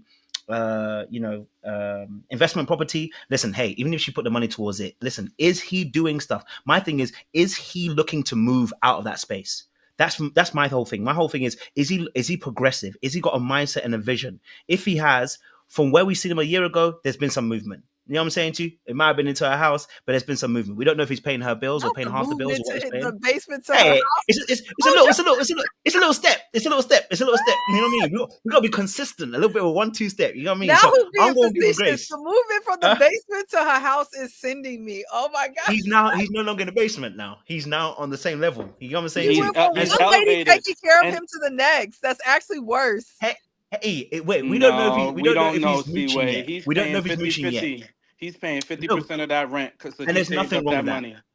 Nothing wrong with 50-50 because again, it depends on what the No. household needs. You know what I mean? So for me personally, my thing is he trying? We don't know. First of all, I don't know if Madison is a 50-50 person. We haven't discussed that with her. We haven't heard it. I don't know. Maybe someone heard it when she was talking with Alan. So I don't know if I missed. I think she's 70-30, and the 70 Okay. is her. Okay, so if she's cool with that, I'm like again, if she's cool with that, then cool in it. I'm not against that. Again, I haven't heard from her as to what dynamic she prefers. But if she wants a 50-50 dynamic and he's doing 50 and she's doing 50, then it's cool because first of all, it's her apartment. We don't know if she's bought it or whatever, or they're paying rent, whatever it is. So my thing is, he would become dusty if she said she wanted him to pay half and he doesn't come up with the half every month. That would be dusty for me. This is why I don't like guilt, because like when you had a chance to do it, you didn't do it. You know what I mean? That would be dusty for me. At the moment, I'm not going to that level for David because as far as concerned, there seems to be some level of movement. I want to see what happens in the next few years. Let's see what happens. Will he shift? Will he move? Then we might have a different conversation because again, we're starting from ground zero for these two. So he definitely seems to be meeting expectations. Whatever the expectations are, he seems to be meeting her expectations. And honestly, that those are the only expectations he has to meet. So, if, like Sean says, if she likes it, we have no issue with it. I don't know if we love it, but we have no issue with it. Yeah. No, what happened was David saw her ecstasy face within a month of them knowing each other. It wasn't no less month. than that. It was days, 48 hours. What are you talking about? It was on the honeymoon. And she just been like this, just, ever since. So that's what it is for me. Okay. Yeah. Listen, we won't tolerate any David slander because folks out here really love him and want the best for him. So listen, we love you, David. Not you being funny, Sean. We just wish you and your top knot the best. And we want to throw y'all a bridal shower when y'all get married. We want to throw Madison a bridal shower. So just keep us informed.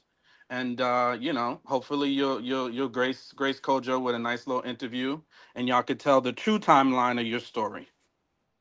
Hey, I support you, David and Madison. Whatever you all want to do, as long as you all can make it through, Never thought you would have made it, but you made it through. You know what I'm saying? You just got another, 35 years ago?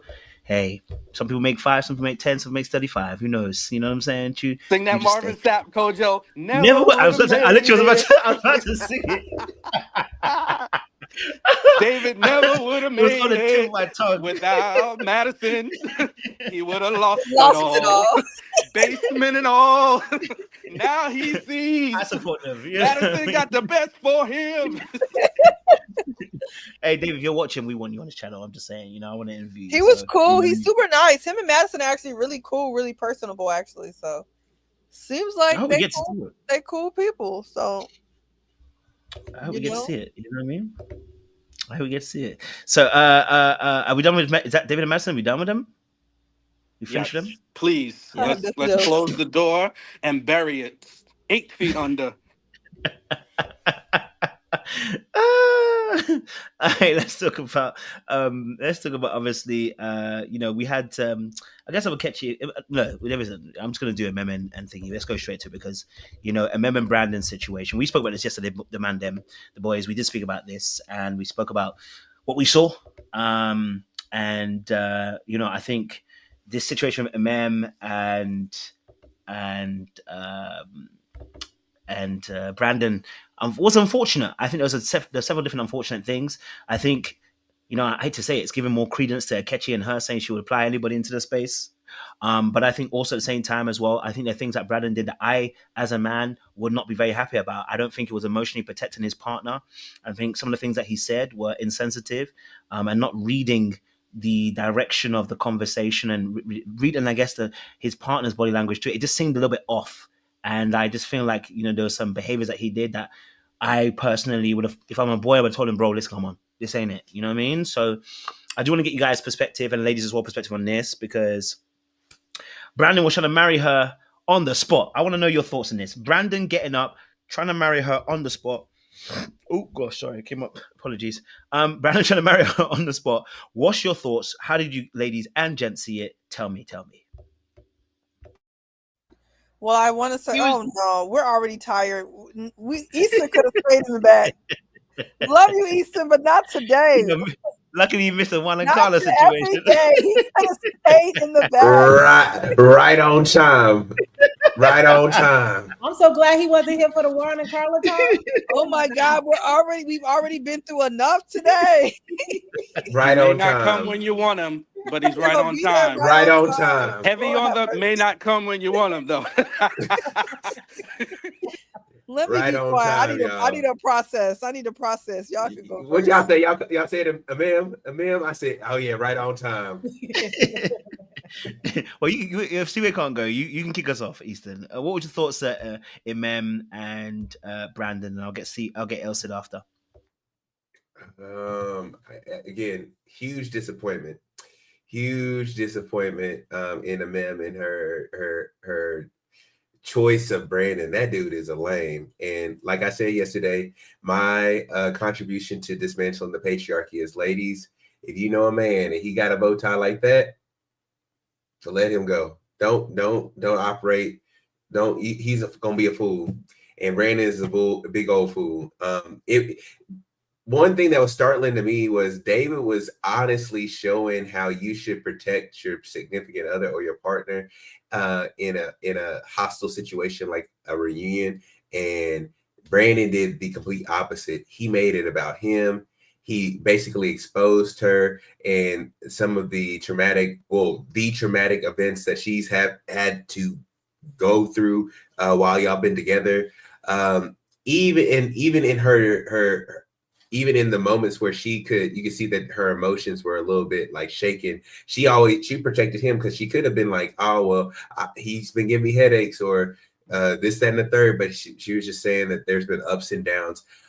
It was really disheartening to see how Brandon, I knew you was a lame on the show, just how you were operating, but to see you be confirmed a lame, how you try to check Akechi, all that other stuff, I was really taken aback by him. But I hope that Emem will see the light eventually, and let's just leave it at that. I said earlier when we started, Brandon is, how can I say it, trying to earn his appearance fee, because it is foolishness. Exactly how he's appearing, how he's presenting, how he's showing up. It is very much ringmaster. I mean, we are at the circus of Married at First Sight, but he is truly trying to be the ringmaster of all of this. And he's fallen flat on his face. It's seeming like all playtime. It's seeming like he's trying to audition for the part in a to-be movie, and he is just not there at all. It's just played. To me, it's embarrassing. Your person, your fiance at this point, this is a show she appeared on. It's kind of like the spouse that goes to your Christmas party or a function at work and they act up and do too much. That's what Brandon is giving me. Like, I need to keep you home. But if I need to keep you home and can't be seen with you in public, then I don't need to be with you. Is he putting it on for the cameras? Because it's just too much. I'm sorry, Brandon. It's just too much. Sit down. Sit down. Sit down and take her lead, because this is where she was dwelling for 8 weeks. It don't look good. You should be able to let your partner know, or have him edit himself. You should be able to let him, hey, sweetie, you're doing a little too much. Unless you're here for the show, but you didn't want the spotlight on you. Unless that's what you brought him there for. But what I will say, is for this quick engagement, the same way we roast people who come out of a show, and we roast them. You quick to get in a relationship. You had to be seeing the person before the show. So why did you come? Why were you here? It's clear that for somebody to even propose to you after what, 2-3 days, maybe 2 weeks, y'all were together before now. So now you enter this marriage very disingenuous. We roasted Trevor on Love is Blind for that. We roasted a ton of people for coming in and having a relationship. You shouldn't have been on the show. You and I could have saved us a whole bunch of time by not being on this show. This doesn't negate the fact that Ike, is problematic. We knew he was there not to get fined, but Brandon was doing too much. And I'm sorry, I couldn't be that way and embarrassed. I would have been following Ike out the door, and y'all could edit it however y'all want to edit it. But I will not be sinking down in the chair looking like I want to be anywhere but there. But sorely disappointed. But hey, I wish you the best, whatever the best is for you. I'm going to say this. First of all, I want to say, because, people say I don't hand out many compliments or they're backhanded. I think the men did a good job on the men's panel yesterday, touching on the sensitive issues. I was very proud of the way everybody, including Easton, handled the men's panel in the sensitivity of the topic. So I almost don't even feel like I need to touch on that, because you guys did such a good job. But what I will say is, and I'm going to try to be as polite as I can, but direct. Before we even met Brandon, I said that Emem was a little touched by an angel. And I think what people have to remember is that everybody who's like 30 plus or whatever, this was before everybody was taking their kids to the doctor to try to figure out where they are on the spectrum, if they touch, if they not touch, what they got going on.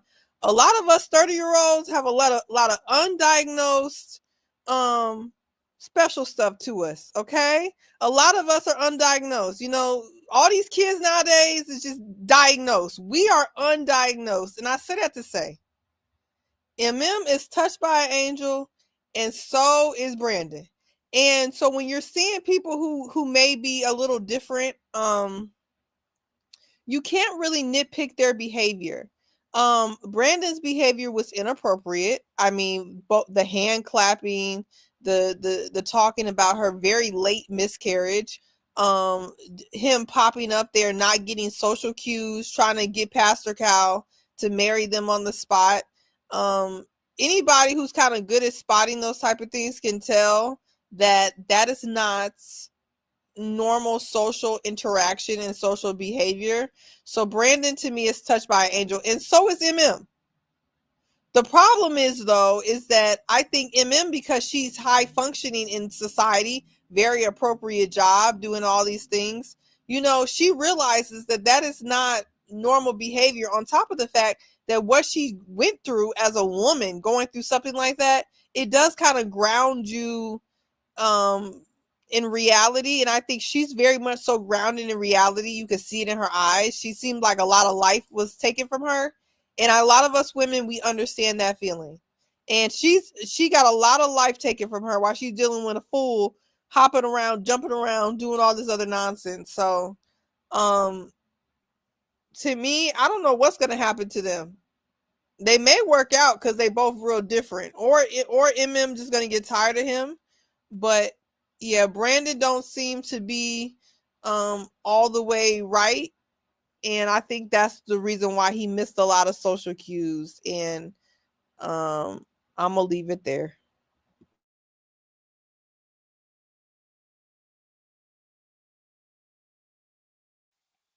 Yeah, I don't know what grown man in his, I think Brandon is in his 40s, still does the whole like banging gesture with their hands. It's very juvenile. So yeah, I do agree that like there's something definitely off with him when it comes to that. Um, I just want the cast and any future, like, please keep us out of your bedrooms. Like, I'm okay. Like, I'm okay if I don't need to be in your bedroom. Like, I do not need to know that they had Hennessy and did what they wanted to do. Okay. I'm well aware of what adults do. And I feel like it was just too much information, too much. And he just was exposing her in ways that it was very embarrassing. And the fact that he wasn't embarrassed, I mean, I think MM to an extent was embarrassed for herself and for him. Um, I think it's very, I'm concerned for her mental state that she jumped into things so quickly with this man to the extent that she actually got pregnant by him. I mean, this is just all kinds of just messy. I think she's still married at this point.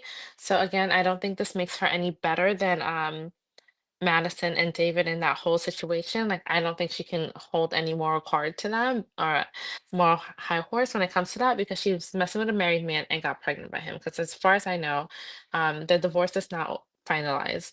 So this is just all kinds of messy, and it is giving like just desperate, just the desperation, and I think someone made a comment about it before that like her relationship with her father, as a lot of women who have unresolved daddy issues can be playing a big role in her behavior.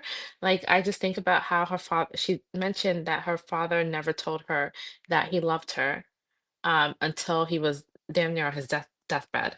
And that's when he said it. So she could have like obviously she has attachment issues, but definitely issues with like not receiving affection um in her, younger years and even in her adult years that has impacted how she relates to men because it's extremely desperate. And I feel like she has not resolved a lot of those like internal issues in the relationship that she had with her father. She has not resolved that. And here you come like dumping this clown Ikichi on her. And then now she got away from him, but now she's with a different clown of a different caliber.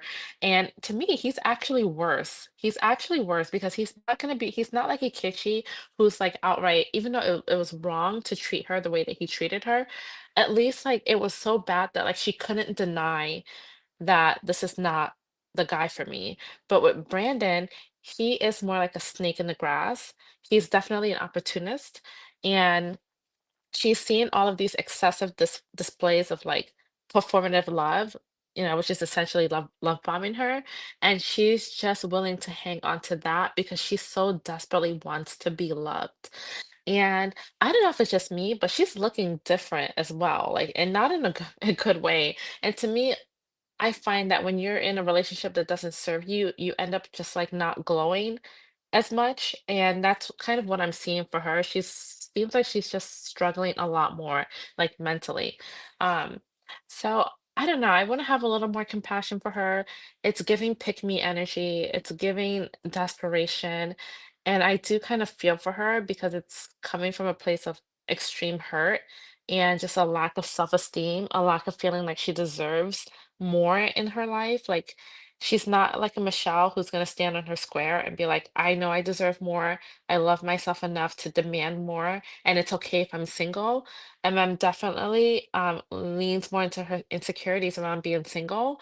And that's what's leading her to make the decisions that she's making. She wants that validation you know, and I get it. I get it because like even seeing from the comments, like when I said that Carla was winning, not to get into the Carla and Juan conversation, I'm not going back there again, but I'm just saying like real quick, when I said Carla was winning, you have people who say, how? Juan didn't choose her. Um, you have to understand there are plenty of people that don't need the validation of a relationship to know that they're worthy, to know that they matter in this world, to feel good about themselves. You actually don't need the validation of a relationship for that. And there are plenty of people who are just as comfortable with themselves, who can sit with themselves and are perfectly happy being by themselves. But when you have people like Emem, who clearly have not found that inner peace, this is kind of what it leads you to.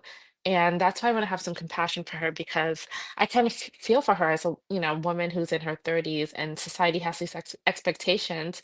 And if you haven't like if you don't have the self-esteem and the confidence and haven't resolved those feelings within yourself, it leads you into this kind of desperation.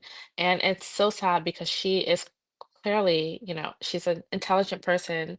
She's accomplished. She has a lot more going on for herself. So I just wish that she thought of as highly of herself as other people who are surrounding her, and probably like outsiders think of her. But yeah, I'll leave it there.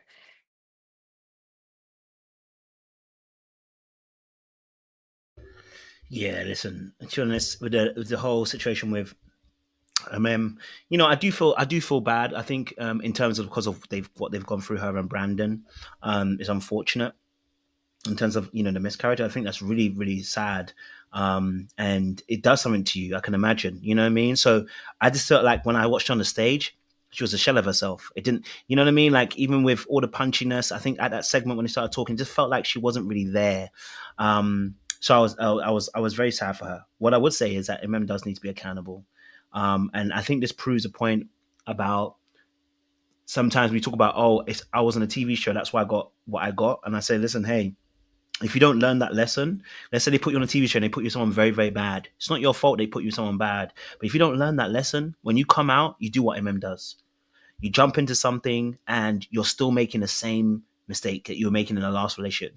That's why there's time. That's why there needs a need for time to be able to observe and really able to really study, and be able to just really be able to take time and really heal so that you can really be able to go back over the infringements of the last relationship. So you can be like, okay, I won't do this, I won't do that, I won't do this. Now, of course, she spoke a good game because she spoke obviously in part one how she had gone to therapy and she knew that she had put herself first, everything like that.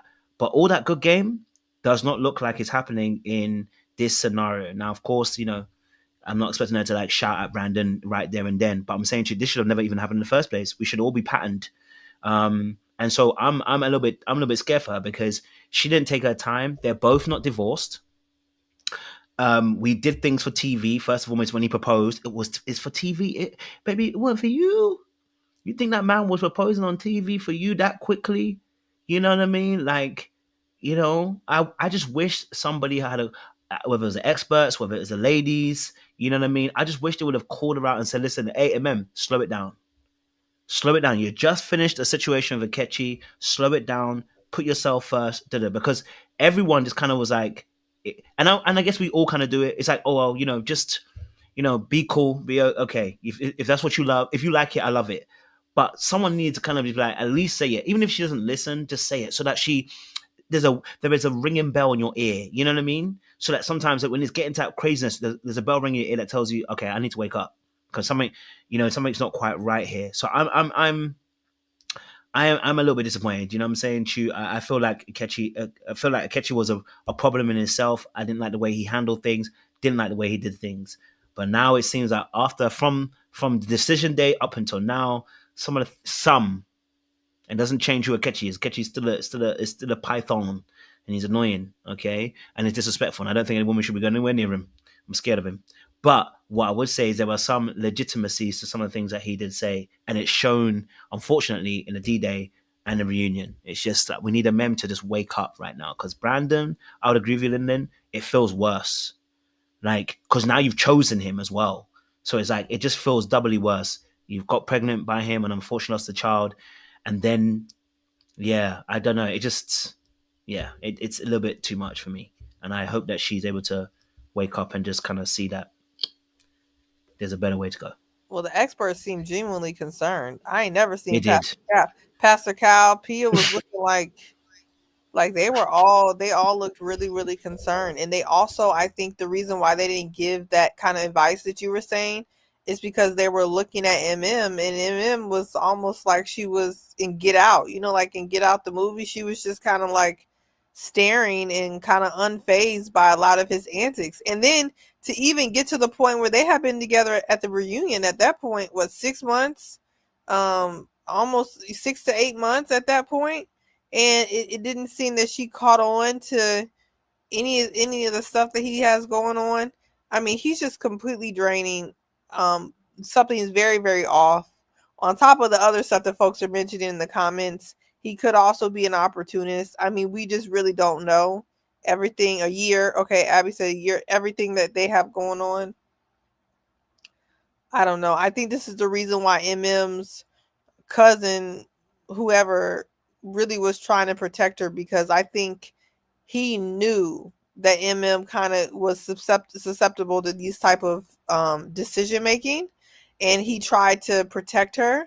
And I also think that people have to keep in mind that when you are a broken person or a gullible person, or you have, you may not process the world the same as other people.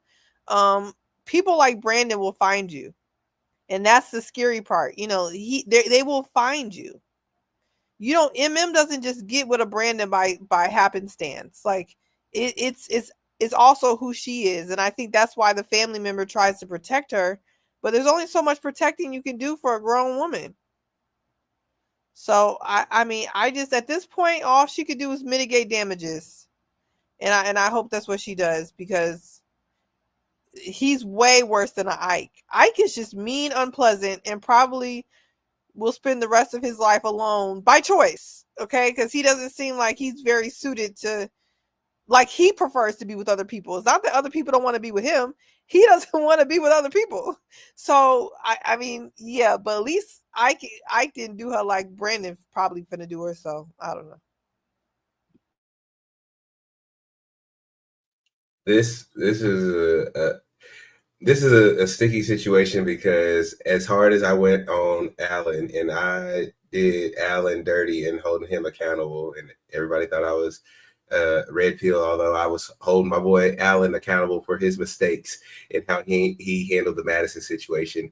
I must do the same with Emem, because we are equal opportunities over here.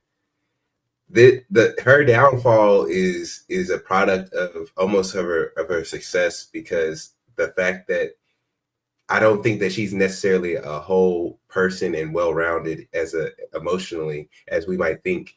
When we listen to the chat or listen to even people talk about maybe a mem, or maybe you're a mem in your life, or there's a friend who's an mem in your life that you might have recognized.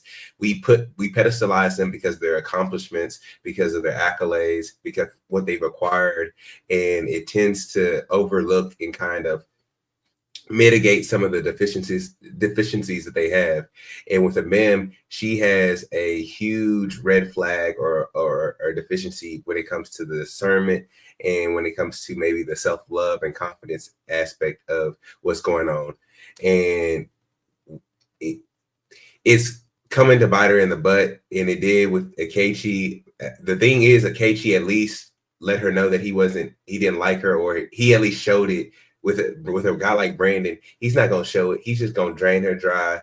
He's gonna bleed her dry slowly, and he gonna probably isolate her from her family. He probably gonna. I wouldn't go as far as the fact that to say that he did the pregnancy nefariously, because I know that she is a little bit more seasoned and she's trying to have kids and stuff like that. But that dude is calculated, and there's nothing that we can do, we can say that's going to help her get out of the situation. She's in love, and she's a winner at the end of the day, and she's going to try to win regardless. So all of us saying Brandon ain't this, Emem is dumb, this, that, and the third, it's only going to push her to cleave more to Brandon at the end of the day. And either she's going to have to wake up with nothing, or I don't see any way. I think it's just going to be a situation where she wakes up and she's going to be like, what happened to my life? But that's all I gotta say on this. I hope that we can take some teachable moments and like get a hold of these people earlier on, because once you get a little bit longer in the tooth, there's not a lot of back and forth you can do. Cousin Rafu couldn't do nothing to it. He knew what was gonna happen. He knew it with Ikechi, he knew it with Brandon, and so we got to get hold of these type of people who might be a little bit touched earlier on and try to lead them towards a different path. Because once you get in the 30s and once you have some success and some boundaries, or I'll say a foundation and the resources to kind of pedestalize yourself or pull yourself away from people, you tend to lean into those same habits that might be your downfall.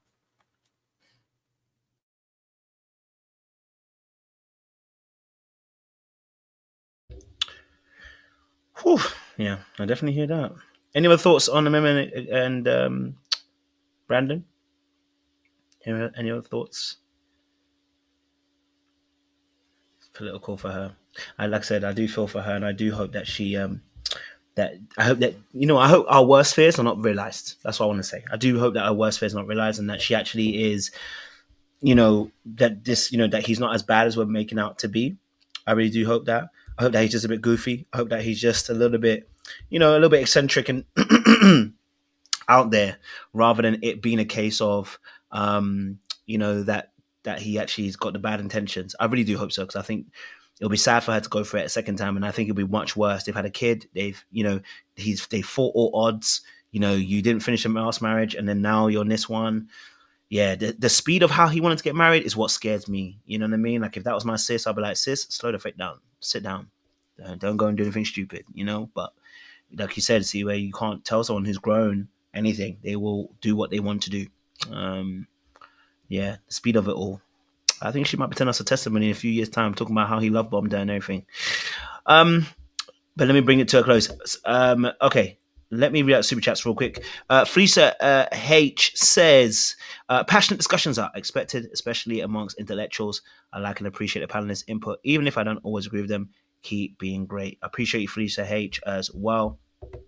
Mr. Don't Play always says, supporting in silence, but this is for the real ones. I appreciate my dog. It's always good seeing you around here.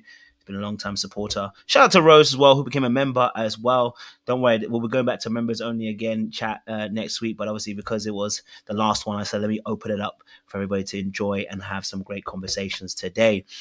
April Love, shout out to you. Thank you very much, April Love. Shout out to you for the 10 gifted memberships. I know Sean called you out earlier on, but thank you very much again once more for that. It's always appreciated. Like I said, we're trying to grow the family in that.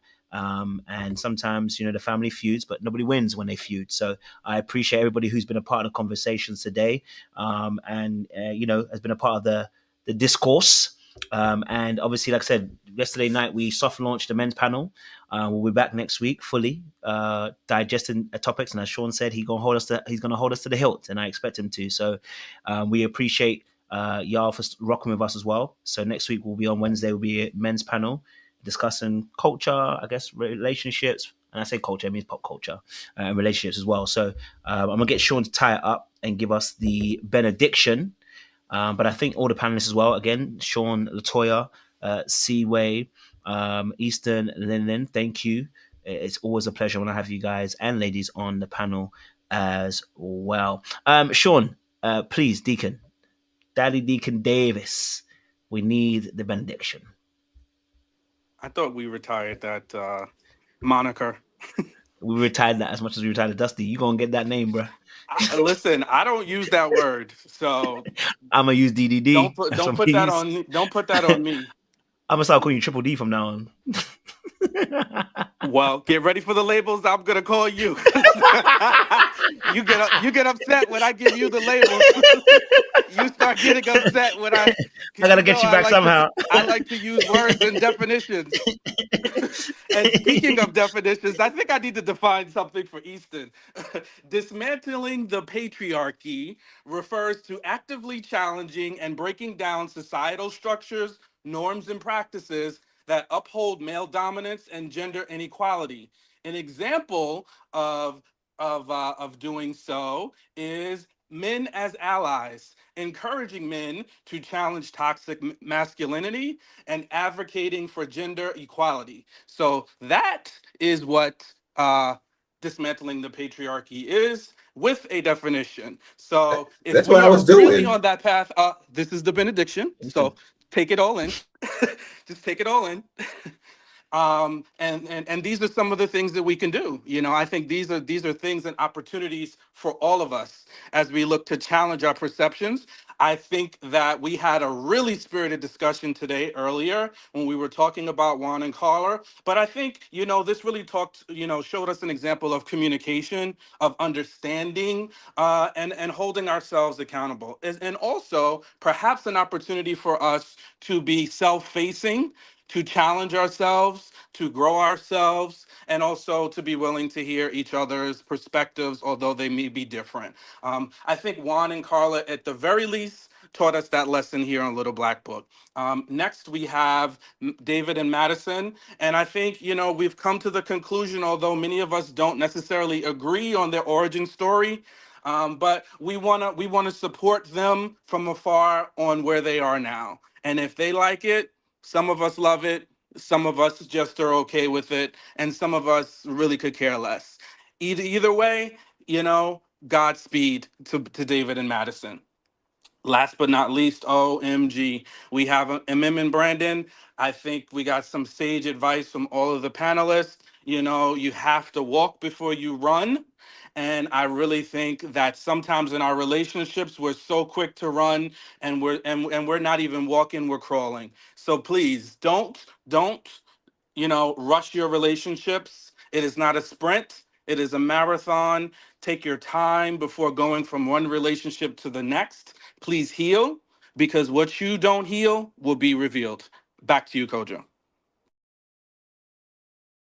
Yes, thank you very much, Sean. Again, appreciate it. Listen, audience, thank you so much for sticking with us today. It's been an excellent and spirited conversation, yes, but I think there are some key lessons. Again, like I said, I always make sure I hold myself to the highest esteem. If I give it out to other people, I must also take it. So if anybody's here watching or maybe watching a replay, again, listen, it's always important when you make a mistake to apologize and let people know that it's still a safe space as well. All right. So for the ladies and gents who are in the chat, thank you very much. I appreciate y'all. We'll be back again, I guess, next week, because there's no Ready to Love no more. So maybe we'll try and pick up Family and Fiancé. We'll see what happens. But we appreciate everybody who's been in here, who's contributed towards the good conversations we've had. And I've enjoyed spending time with y'all as well today. I woke up halfway through, so thank God for that as well. Much love, much appreciation, and again, thank you very much for those who sent in super chats and became part of the membership. I gotta say, I gotta put my little wolf wolf. Yes, the new king. Doesn't want to play it. Okay, won't play it. Okay. Is a yes, the new king.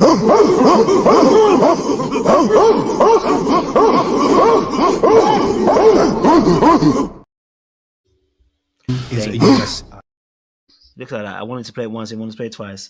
I appreciate y'all. And again, listen, we gotta go. Are you done? Are you done? Little Black Book. You know what time it is.